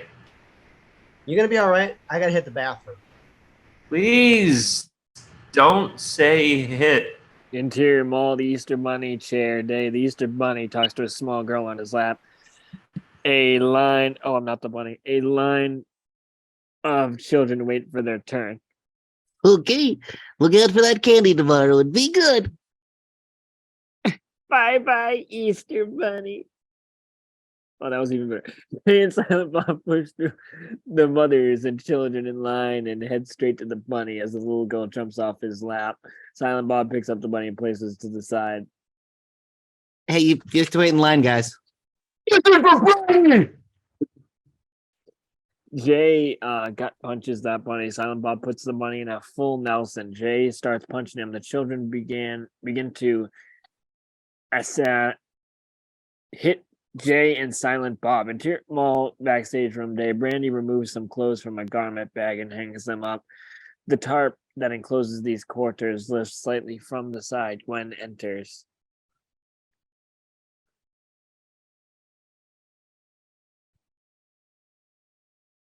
He's here.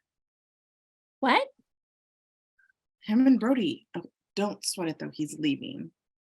Oh, He seems really broken up over this whole thing. maybe because we really broke up for good this time. You know, I remember when TS and I broke up. It was okay. I was okay with it until he started dating you. A little jealousy residue? I thought so at first, but then I realized it was more to it than that. You know, when I saw how he was with you and how well you two complemented each other, it hit me that TS was a really great catch. But you were always cheating on him. Capricious youth. Doesn't mean I wasn't regretful about it, okay? Hey, I'm not going to cram some deep insight down your throat regarding your love life. But the really good guys are few and far between. In fact, I haven't met one since TS. And even if I do meet one, guarantee I'll use TS as the basis for comparison. Well, You can have him if you want him. Believe me, I might consider trying. If he wasn't so hung up on you. Brandy's attention snaps to Gwen. Gwen shrugs. I've got to get home. Hey, have a good show, Brandy.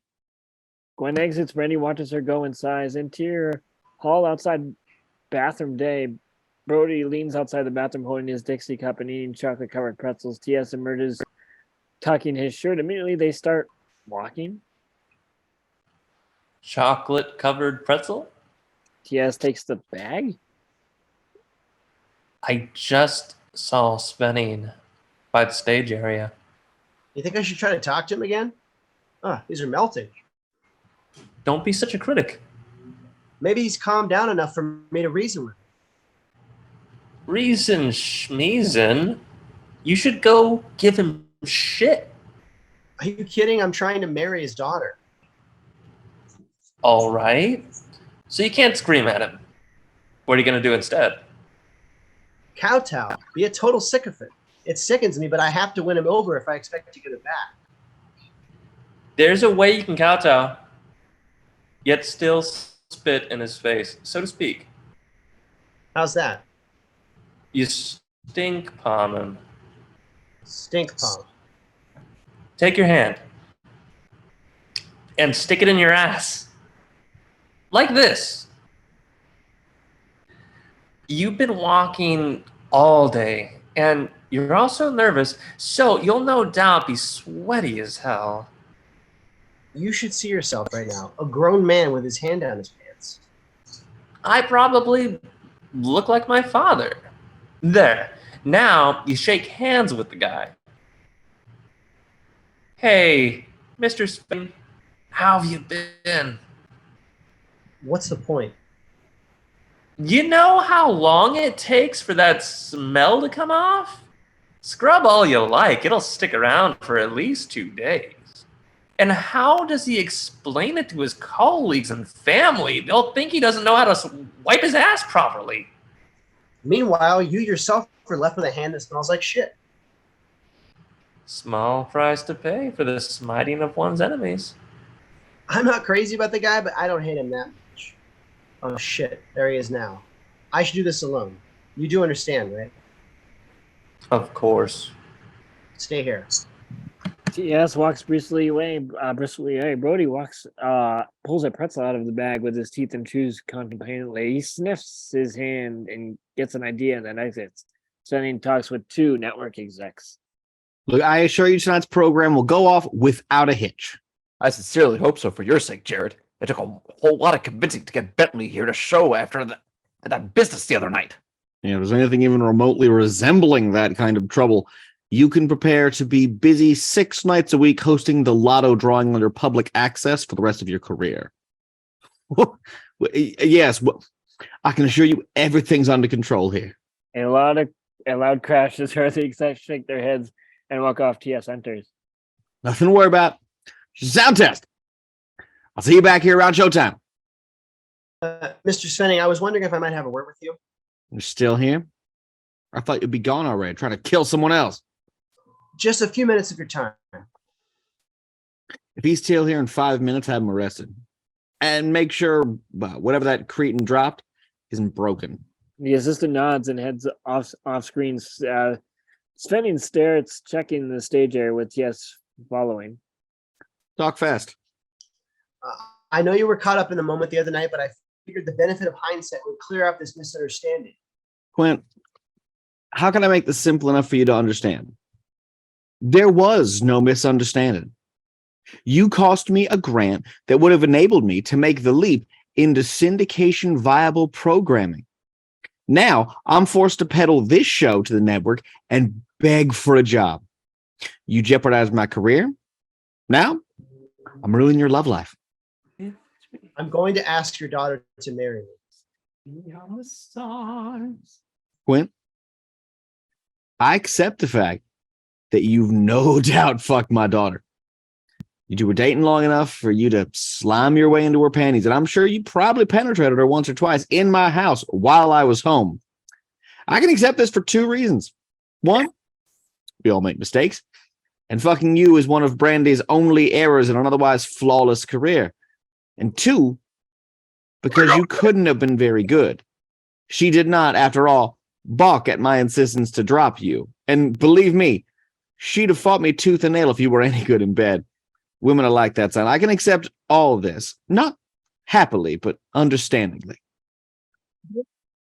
Dirt Mall, the bootleg kiosk. Brody smiles ear to ear, purchasing tape. TS regards all that surrounds him with the distaste. I never could figure out what you saw in this place. Goodbyes. Great people.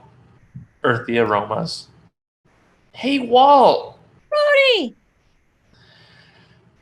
They know me here. Handing money to vendor. I wouldn't be too proud of that. What are all of these? They're copies of the cover to that guy who opened fire on the Senate and iced the governor. They're selling like crazy. If I can't read the subtitles on this, I'm bringing it back. Brody joins TS, wandering against the Tyrannies. Destroy all monsters. Vintage Godzilla. Even has his son in it. Godzuki. Migna! The cartoon Baby Godzilla was called Godzuki. In the movies, he was called Migna. Who cares? You're still thinking about Svenning, aren't you? You wish you had told him off or something. Or convinced him he was wrong. What happened to you, man? I remember you used to be a stand-up kind of guy. Didn't you punch Amanda Gross' mother after she called you low class? That wasn't me, that was you. Oh, yeah. And it wasn't her mother, it was her grandmother. No wonder she went down so fast. Which just illustrates further that I have never been much of a stand-up guy in any situation outside of my sphere of control. You, on the other hand, have always had this penchant towards bravado, regardless of the oppressor, the numbers, or barriers of age. Meaning? Meaning you'd beat up somebody's grandmother, or an entire senior citizens community for that matter, if you believed in the principle.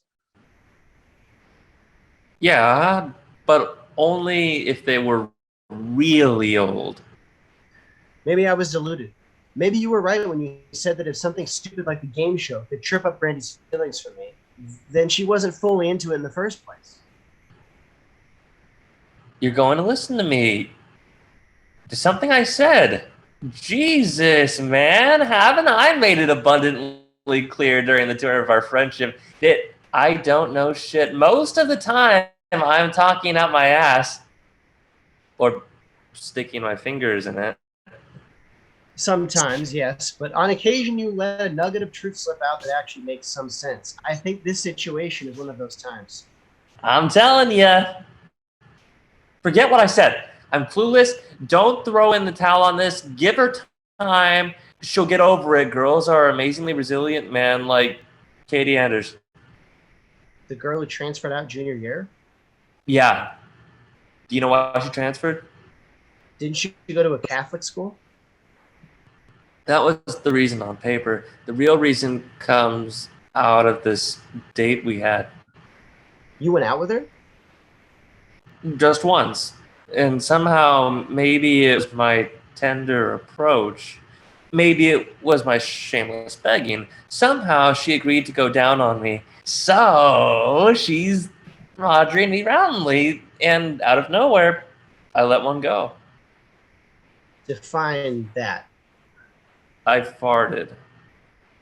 Oh, you're kidding. Swear to God. What possessed you? Some wicked chili. She was mortified. It's tears all the way home. Needless to say, she doesn't finish either. But that's cool, I understand. Very good of you. So that night, she's all bawling, talking about how she wants to kill herself, asking God to take her life. Apparently, she's had a pretty bad day. And my untimely release was the straw that broke the camel's back. There was a reason you're telling me this. point is that night, it seemed like I had this life-lasting adverse effect on this girl. Oh, she swore she'd never get over it, but she didn't kill herself. She went on to date others, and that just proves my point that girls get over things. Forgetting one minor point. What's that? The part where she became a lesbian. TS walks away, leaving Brody staying mid-aisle alone. You think I had something to do with that?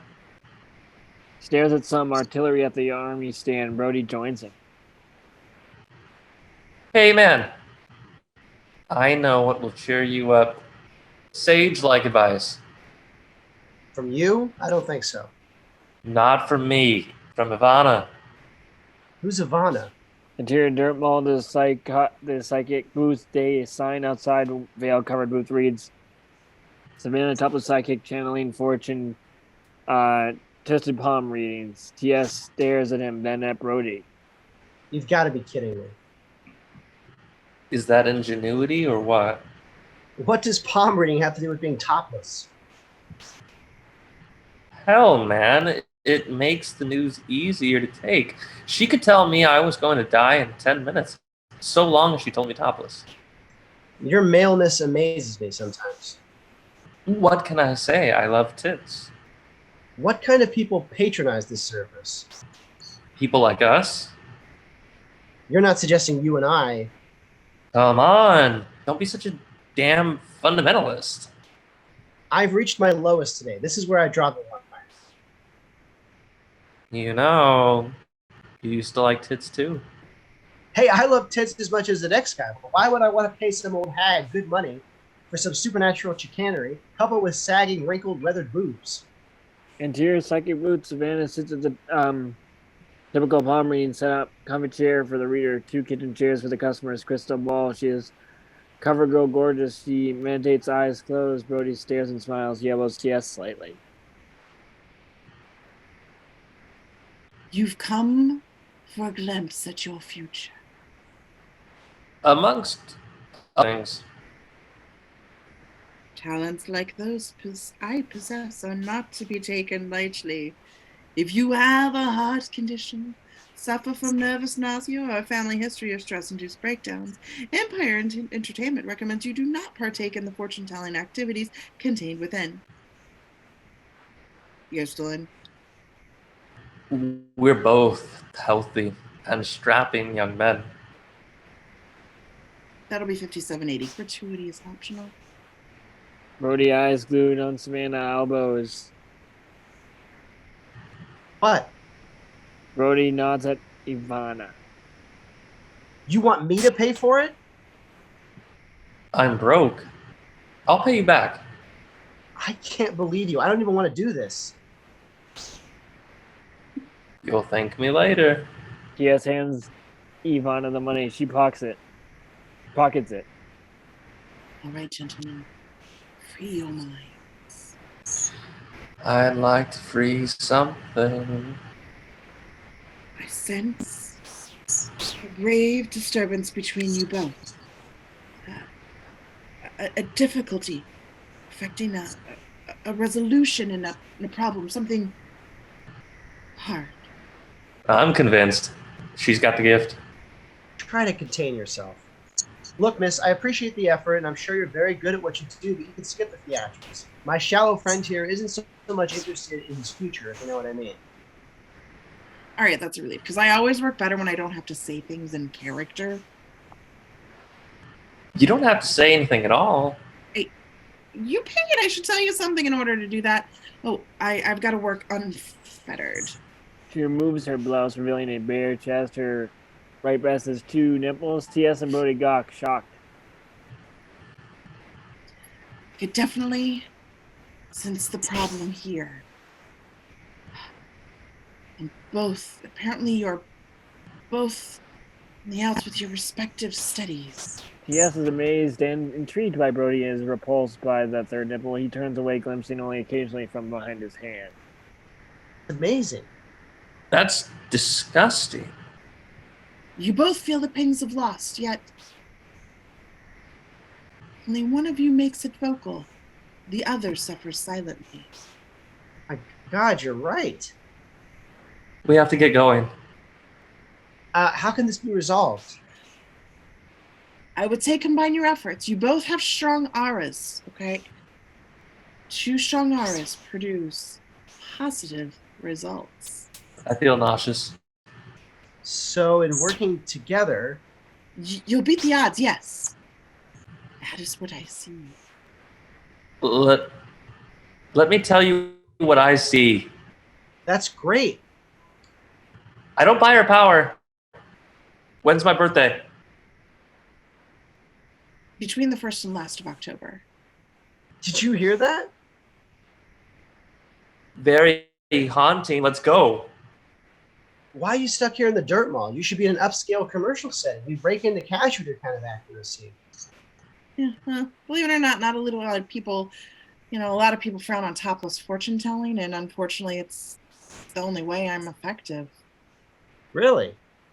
Sure. I mean, well, it's the 3rd nipple that does it. Oh, you have a 3rd nipple? What are you talking about? It's clear as day. Look at it. For God's sake. You can stare at it, all right? I don't mind. Understanding is reached only after confrontation. Something suddenly dawns on TS. He nods slowly. He tears into his pocket and pulls out a 10, shoving in one of his hand while getting up. Savannah, I can't tell you how informative you've been. Thank you. Thank you. Don't ever lose that nipple. He quickly exits. Brody sheepishly follows, but pauses at the door.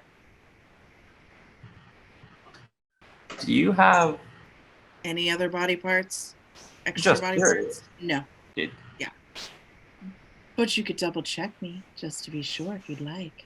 Brody's prejudice suddenly disappears, replaced by intrigue. Really? TS' hand reaches through the veil and yanks Brody out. Come on. They disappear. Vanna pulls their nipple off. Apparently, it's fake. Works every time. She pops it in her mouth and starts chewing it. Exterior mall parking lot day. The station wagon screeches into a spot. TS leaps out, followed by Brody. You're going to what? I'm going to get on that game show. No chance. Svenny will have you arrested first. You heard him. He can't touch me once the thing starts. It's a live feed. He couldn't risk losing face in front of the network people. Can't happen, man. I'm telling you.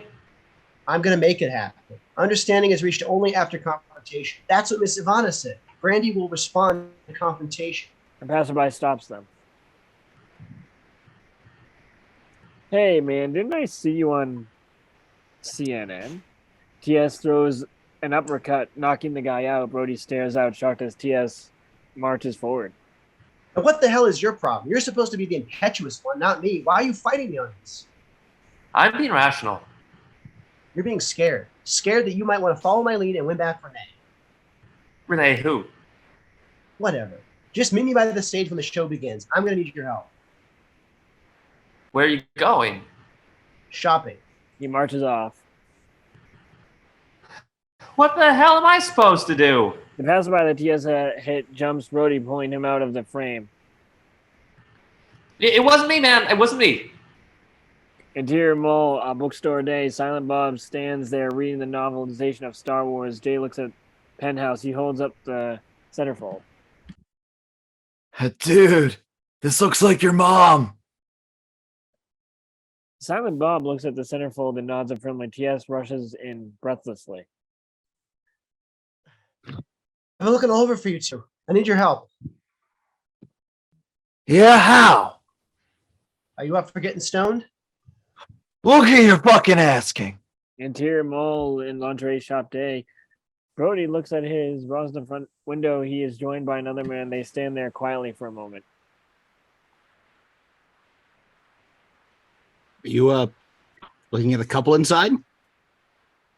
Actually, I was just looking at this little pink number over here. Oh yeah, that's kind of nice. They look happy, don't they? What, the bras? Oh, the couple. They look happy. I guess, as far as couples go. When I'm in malls, I like to hanging around the lingerie store. Who doesn't? I like to watch the couples. It's true male-female interaction. You can tell how strong the relationship is when a couple picks out lingerie together. Brody looks at him for the first time, initially with a perplexed side glance. He then does a double take shot. Oh my god! Holy shit! Aren't you? The man turns and extends his hand to Brody. Stanley! Interior mall near stage day. Two heavily dressed guys stand on the side of the game show. Out of nowhere, Jay appears. Sup, boys? You guys on this show? That's the rumor. Well, man, between hoping to win, the crowd out there, and be on TV, I'd be nervous as hell if I were you two. Yeah. Sure, man. I mean, what if you're out there and you fuck up and all your friends and family watching? I'd shit a fucking brick. You'd get scared that I'd get a boner on live TV or fucking fart or something. He's got a point. This is live. Anything could happen. Shut the fuck up, man. You're making me nervous. Only one thing can take off that edge, make you feel relaxed as hell, make you forget how many people are staring at you on the fucking TV. What's that? Nighty, nighty, night, night! Into the second floor railing day. Stan leans under the railing. Brody is beside himself. Fantastic Four. Reed Richards. Can his dick stretch too? I guess. I never gave it much thought. See, we never addressed stuff like that in the old days. The code and all. I can't believe I'm standing here talking to you. You're responsible for all the greats. Let's do the list. Spider-Man? Mine. Iron Man? Mine. This is so cool. The X-Men? Mine.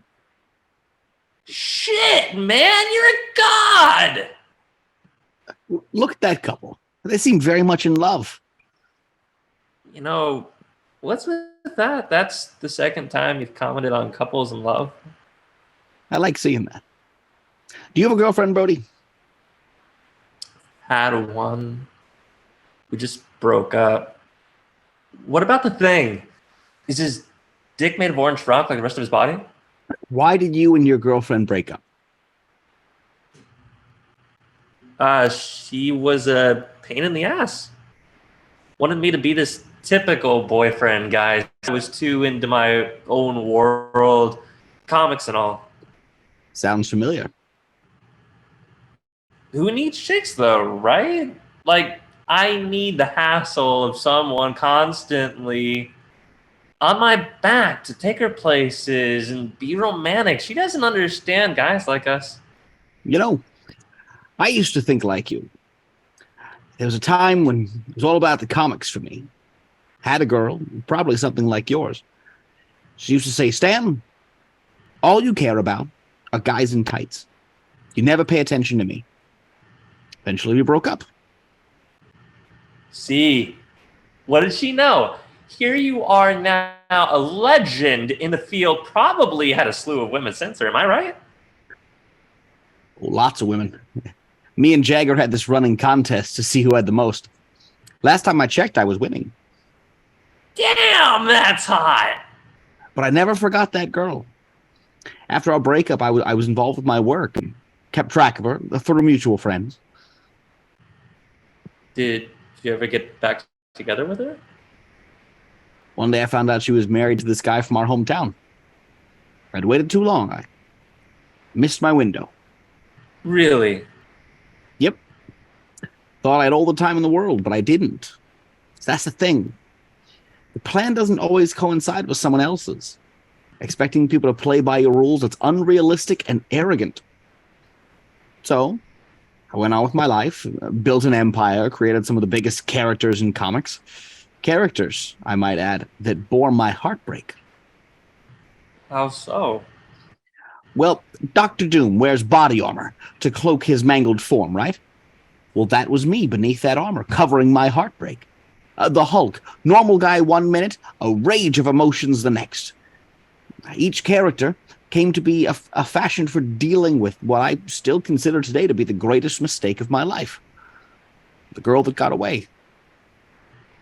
Do yourself a favor. Don't wait. Like, if you love the girl, don't put her on the back burner, figuring you'll get around to it. Because the money, the other women, even all the comics in the world can't substitute for that one person. I don't know. All the comics in the world? Trust me, Spider Friend. Well, I've got to get going. One more signing appearance. Keep up all the good work. As long as you read them, I'll write them. Hey, Stan. Stan stops and looks back. She really meant that much to you. I'd give it all up. All of it. For one more day with her. He nods and walks away. Brody stands there. Interior mall near bathroom day. She approaches TS. I think he bought it. Good. What did we say? 15? 20. Right. Here you go. And thanks. Hey, listen. You might think about getting that kid some help. He's way too preoccupied with superheroes' dicks. I'll look into it. Interior mall, a bench day. Silent Bob and Trisha sit alone. Trisha holds the cigarette in her open palm and stares at Silent Bob. Incredulously, Silent Bob concentrates. I think I felt it move. Silent Bob opens his eyes in shock and delighted anticipation. Just kidding. Silent Bob face drops. Brody rushes in. Just the two I'm looking for. I need your help. With what? Let me borrow that tape of Shannon Hamilton. Why? It's important. The future of my relationship depends on it. It's at my house. Take TS's car, the yellow station wagon, parked in 2D. I don't even have a license. Just go! Trisha shakes her head and exits. Brody turns to Silent Bob. You still have that stage schematic? Silent Bob nods. I need you to wire something together for me. Silent Bob pulls the screwdriver from inside his jacket and smiles and tears. Mall, the stage area day. The audience is packed. The assistant helps a feeble and sticky-looking Svenning over to the network execs.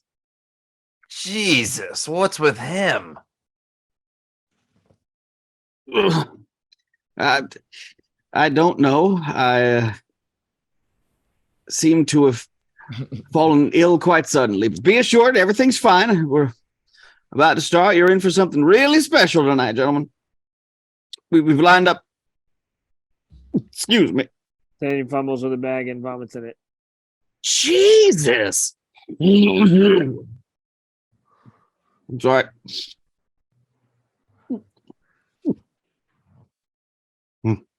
We've lined up some really bright kids, and this promises to be a ton of fun. I know you're gonna love this. Should you be in bed or something? I wouldn't miss this for the world. Let's go make sure everyone's ready and let's start.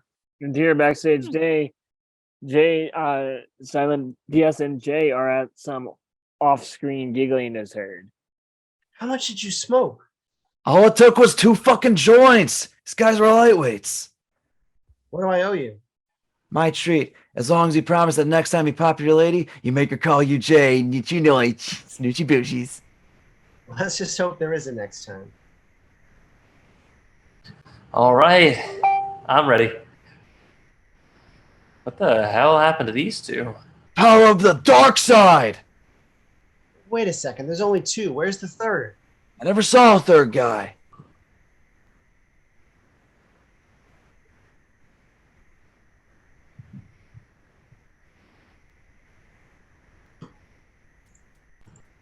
What the hell happened to these guys?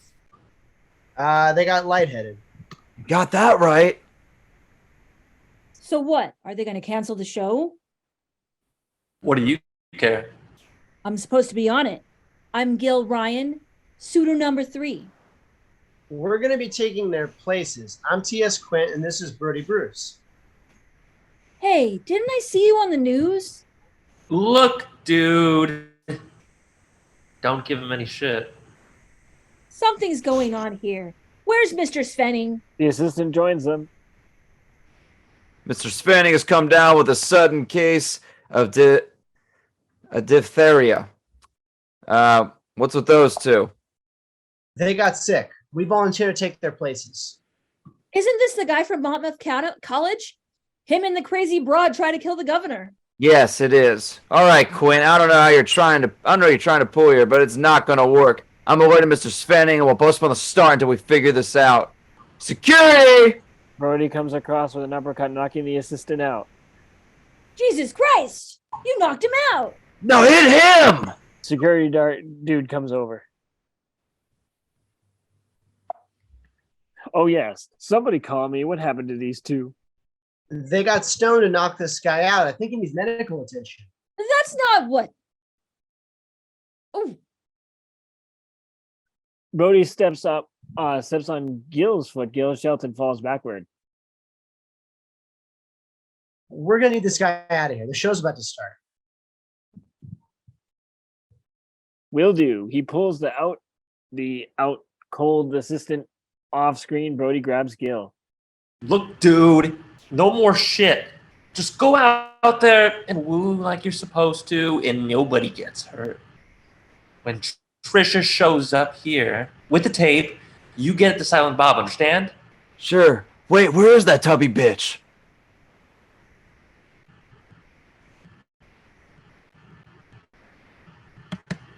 Ooh. Interior way backstage, deep in the stage structure, Silent Bob hangs from a rope around his waist. He is wiring a VCR to some of the power cables. Applause begins. Interior on stage, the host comes out and bows to the crowd and smiles pleasantly. Hey! Good evening, everybody, and welcome to Match Date, where one match ignites the fire of romance. I'm your host, Bob Summers, and tonight we're going to watch as one of these three lucky suitors lose our beautiful, eligible suitorette. So get ready for love and making, and we introduce the suitors. The curtain opens, revealing the set, Grouty, Grouchy, and Glitzy. It looks like the dating game on acid. It's Gaudy, Gauche, and Glitzy. Oh, and Prancer and Vixen. I'm sorry. TS and Brody and Gil sit in three sits of a partition on their left, a huge diamond version screen on their right, displaying their images. Gil rubs his foot rubbing to cementing, sitting with the network execs, takes on one look at the stage and his face drops. He rolls his eyes and vomits into his bag. The network execs move their chairs a bit further away from him. Renee, sitting with Shannon in the crowd, goes bug-eyed when she sees Brody. Shannon snarls. The host joins contestants. Suitor number one goes to Marymount College and majors in economics. Let's say hi to Doug Paging. The crowd applauds as Jay whistles and whoops from backstage. Do it, Doug! TS half bows to the crowd. The host shakes his hand and moves on. Suitor number two hails from Canisius College in Buffalo, where he majors in communications. Say hi to Rob Feature. The crowd claps. Brody, oblivious, TS nudges him, and Brody reveals he's Bob. He offers a delayed bow and locks his eyes with Renee. She shakes her head. Brody shrugs. The host moves on. And our final suitor goes to Monmouth, where he majors in fine arts and Greek mythology. Give a warm welcome to Gil Ryan. Gil looks at Brody. Brody glares at him and urges him to bow. Gil bows. Men, good luck. May the best man win. And now, ladies and gentlemen, I'd like to introduce you our lovely suitorette from Monmouth College, where she majors in business law. Won't you please welcome the lovely lady, Brandy Svenning. Brandy comes out. The crowd goes nuts. She is gorgeous. The partition between her and the suitors conceals their identities. She takes her place in the vacant chair. The host stands beside her. All right, everybody knows how to play, how the game is played. Our lovely suitorette will ask a series of questions. Our suitors will make her decisions based on their answers. Anything goes. Brandy, are you ready? Absolutely, Bob. Then you may fire when ready. Okay. Suitor number 1. If you were a car, what kind of car would you be? The Cross kind cuttings. you'd never dump. Sorry, Oh, no, the kind after you'd never you. dump a boyfriend in. Okay. Suitor number 2? Can't you call me the second suitor? Suitor number 2 sounds like a bathroom code. Second suitor sounds like a figure of mystery, like I belong on the grassy knoll. Okay. Second suitor. If you and I were making whoopee, What's whoopee? if we were intimate. What, like fucking? The crowd gives a collective gasp. Svenning eyes bulge. He loosens his tie. The execs beside him giggle. Well, yeah, if we were, what kind of noises would you make? That's kind of personal, don't you think? I don't think I should answer that. Oh, okay. Suitor number 3, what would our first date be like? Well, first, I'd take you shopping to stores you'd want to shop in. Then we'd do a little lunch, probably at the cheese house, followed by some golfing. And then at night, we'd take in an opera, probably Deflator Mouse. I'd follow it up with a drive to a secluded beach where I'd pop on the radio and we'd slow dance till the sun came up. The audience goes, ooh. Liar!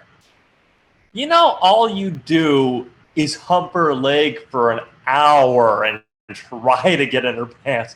I mean, look at you.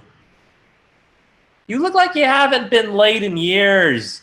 You're the kind of guy that would beg for sex, and I should know. We can smell our own. Renee chokes back a smile. Shannon glares. Sven vomits again. The execs laugh at Brody's response. Suitor number 1, if we fell in love, how would you propose to me? When Jaws popped out of the water. Sorry. Excuse me? I'll propose to you right now. I propose that you stop letting your father run your life. You be true to yourself and not quit on someone that you know has value. All right. And take your socks off when you make whoopee, or whatever the hell that word is. He hates it when you leave them on. What? T.S. shoots a fierce look at Brody. Hypothetically. Suitor number 1, I know you. Absolutely not. You sound familiar. Like your conscience, maybe? You don't know him, lady. Now make with the questions. Trisha stands at the back of the crowd. She holds up the tape. Okay. Suitor number 3, is your kiss like a soft breeze, a firm handshake, or a jackhammer? Brody gives Trisha the thumbs up and switches the thumb to point behind him. Then he swirls his index finger around to indicate the backstage. Trisha nods and strides past Svenning and the execs. What's the funny guy doing with his hands? I don't want to know. The assistant wobbles to Svenning aside. Svenning grabs his collar and yanks him down to mouth level. The fuck's going on? I was overpowered. Never mind. Call the police. Get the entire fucking department down here to arrest those two now. Interior back on stage. Definitely a jackhammer. I'm in there with some pressure, and when I'm done, you're not the same as before. You're changed. Ooh. Where do you come up with this shit? That is the cheesiest response to an honest question I've ever heard. I saw you kiss, and it wasn't anything like that. Suitor number 2, you have to wait until you're dressed before you respond. Hey, Richard Dawson, just go back to your podium until it's time to play the feud. The host smiles nervously at the audience. Who the hell did you see me kiss? Some dude backstage. I don't know who he was, but he seemed unimpressed. The crowd gasps. I didn't kiss any guy backstage. I'm not gay. Interior backstage, Trisha finds Jay. We can still hear the show.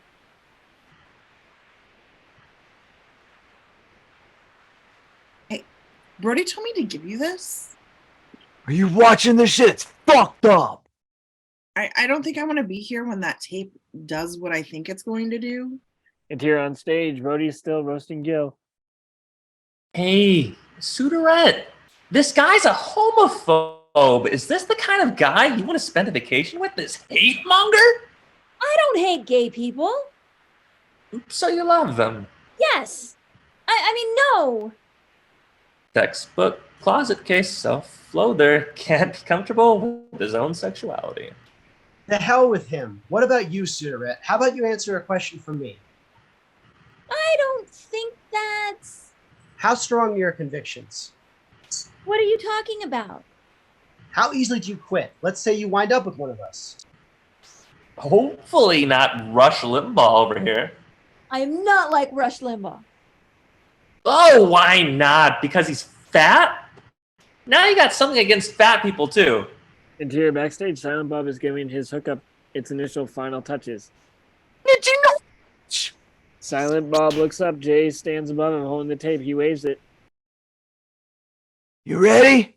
Silent Bob nods and holds out his hand. Jay drops the tape. It sails down and clocks Silent Bob on the head.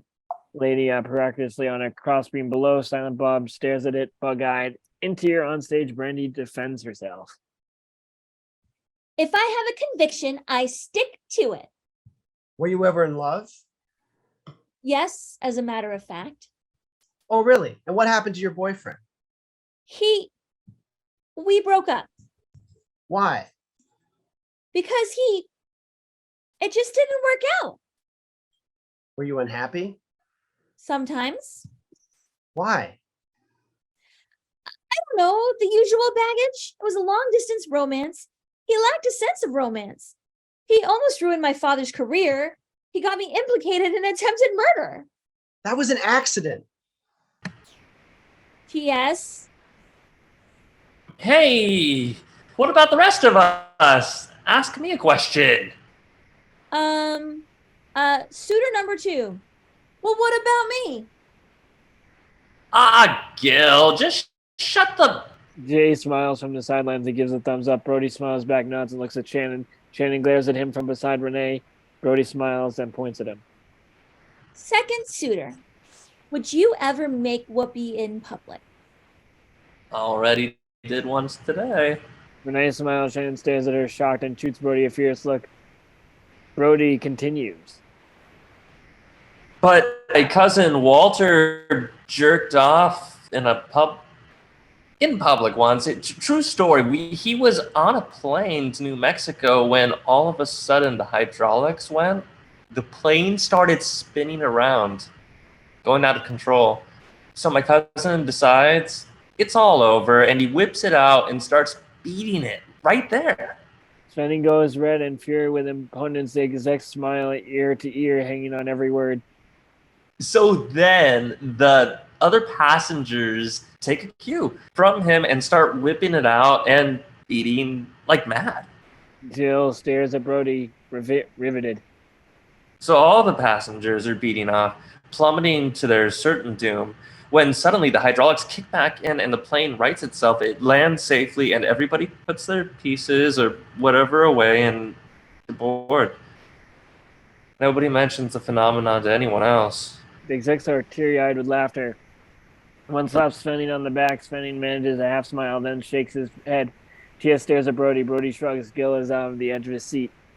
Well, did he come or what? Jesus Christ, man! Some things you just don't talk about in public. Ray stares at the partition. He face snaps as if something has occurred to her. Slyly, she throws out the bait. Second suitor, if you were a comic book character, which one would you be?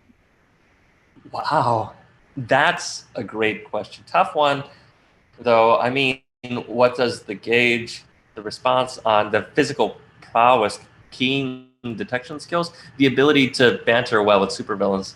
Brandy smiles. She's caught them. How's your collection, Brody? It's still big, but I didn't trade him the TS punches his arm, shoots him a look. comics. What the hell are you talking about? Hey, lady, I don't collect comics. Comics are for kids. I knew it, suitor number one. You just don't know when to quit, do you? No, but you sure do. I thought you were in love. I was, but you complicated my life. How so? You placed me in a damned uncomfortable position with my family. Twice even. What was I supposed to do? Show a little backbone. I was ready to show backbone, but you had to bring Bumbler the Boy Wonder over with you and screw things up further and proving that you never took the situation seriously. Boy wonder, I'm all man, lady. I've never done anything but show interest in you. Our whole goddamn romantic career, I've doted on you. And the minute things get dicey, you cracked. There we were, mere hours away from spending an entire week alone together, away from family, school, and the media, and she throws in the towel because daddy said so. He also got us shot by the federal authorities, and then he brings his troublemaker friend to my house, where he proceeds to allow news cameras to take naked videos of my father, and he has the audacity to inform me that on a vacation we're supposed to take, he's going to propose without even discussing it with me first? We talked about getting married since we were in high school. He could have approached my father, man to man, and made his intentions clear, offered an apology for all the trouble he caused, but what does he do? What does he do instead? He goes on with his life. Here he is, hanging out at the mall. You placed yourself on the auction block, for God's sake, in front of a live studio audience. Hey, do I get a chance to field any more questions? No! I think I should say something here. I know both of you pretty well. Suitor number one here has done nothing but pine over you all day, trying to figure out a way to win you back. And when this public opportunity literally arose, he pulled his shit together, risked his life and limb, and face the odds to get up here and give it his best shot. I'm tired of this whole thing. You're both dumb for each other. Why don't you forget the shit that happened and do what you're supposed to do? I think the audience would agree with me. The audience applause. Just ask her, you silly bastard. Miss Suitorette, suitor number one loves you, has always loved you, and will always love you. He has only one question for you. Will you marry me? Brandy stares dumbfounded. Interior quick cuts. The crowd awaits. Savannah and the executive wait. Jay waits. Brody and Gil wait. The host waits. Silent Bob struggles to reach out. Outreach tape. TS waits. Brandy takes a deep breath and shakes her head too. Get your asses up there and arrest the one with the girl and the one with the microphone. For what? Trespassing, public looters, violation of FCC regulations, and food poisoning. Interior on stage. Rudy stands unflinching. Ladies and gentlemen, this tall drink of water headed my way is a pillar of the shopping community who informed me earlier today of a nefarious plan of his to screw my girlfriend in an extremely uncomfortable place. A dumpster? Brody shoots Gil a disgusted look. He turns his attention back on approaching Shannon. And as he comes up here too, A slew of cops are coming to him from different directions. Brody jaw drops. oh shit. Well, without further ado, I'd like to present you with an acute portrayal of the proprietor of Fashionable Mail. Now, Silent Bob now! He points to the screen. TS and Brody stare. The crowd stares. Shannon stops dead in his track. Nothing happens. Brody's eyes bug out. He gets panicky. I said now, Silent Bob! In tears, Silent Bob reaches toward the tape contractor. The tape sits there unmoving. Interior on stage. Brody starts to back up. Shannon reaches the stage and jumps. The cops approach from both sides. Brody swallows hard. No! No! No! No! Shannon's just a few steps away. The cops are right behind him. Interior backstage. Silent Bob concentrates and reaches. The tape doesn't move below him. William drags into frame, sobbing, tears galore. He leans on the framework of the stage. Sailboat! Sailboat! Goddamn sailboat! He punches the stage framework and Tyr on stage. The company and Shannon are almost on the top of them. Cuffs drawn. Shannon pulls in his arms back, ready to land. Crushing below and Tyr backstage. Silent Bob shuts his eyes and concentrates hard, reaching for his tape and Tyr backstage below. William stops really punching the structure. When's it my turn? What the hell is wrong with me? What, Lord? What the hell do I get to see the stupid sailboat? Ah! He pulls back and kicks the metal structure with all his might. The tape, jolted by the kick from below, hops from his perch into Silent Bob's grip. He opens his eyes and stares in shock. He gathers his faculties and slams the tape into the machine. And Tyr on stage, the monitor comes to life. Williams, a Rocky and Bewinkle shell. The cop stops and stares. So does Shannon and TS. And Brady and Renee and Jane, especially Brody. But then the cartoon is gone, and there is a diamond vision for all the mall to see is Shannon doing something lewd and illegal with the waft Trisha. Everyone is transfixed. Hey, that girl's only 15. The cops immediately descend on a very shocked Shannon, who can only stare at the screen. They cuff him hard. Interior stage, Silent Bob lets out a sigh of relief. This rope breaks, and he drops into here on stage. The cop leads Shannon off. Brody stops then and lifts Shannon's head. You know, you're going. They screw people in an extremely uncomfortable place. Brody pulls back into him.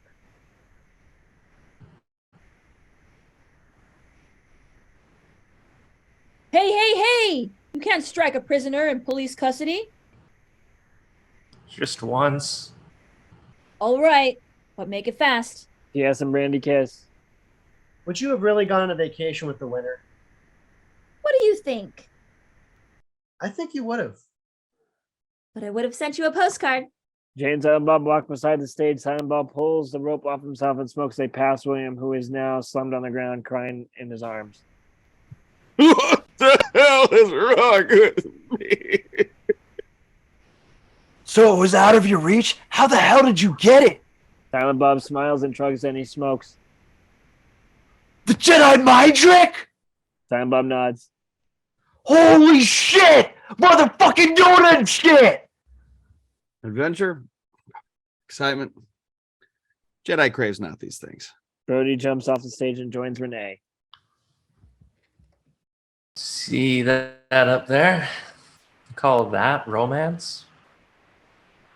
I call that illegal. So? So what? Well, I was wondering if you're not busy tomorrow night. Yes? Would you like to come to dinner at my house and meet my mother? Renee smiles. I mean, I can't guarantee she's going to like you, but... Renee shuts his mouth with a kiss. T.S. and Brandy join them. You guys want to grab some of those cookie sandwiches? You know, the ones with cream in them? The exec striding, closely followed by Svenny. But this was just a warm-up. Show would always go smoother. Be less racy. Svenning the show was a piece of shit. Unoriginal, uninspired. The only thing that saved it was this guy here. Hi, I'm Bentley Garrison with the network. Me and Mason here thought you were hysterical. Just hilarious. You have real presence. Have you ever thought about hosting your own talk show? Two cops join them.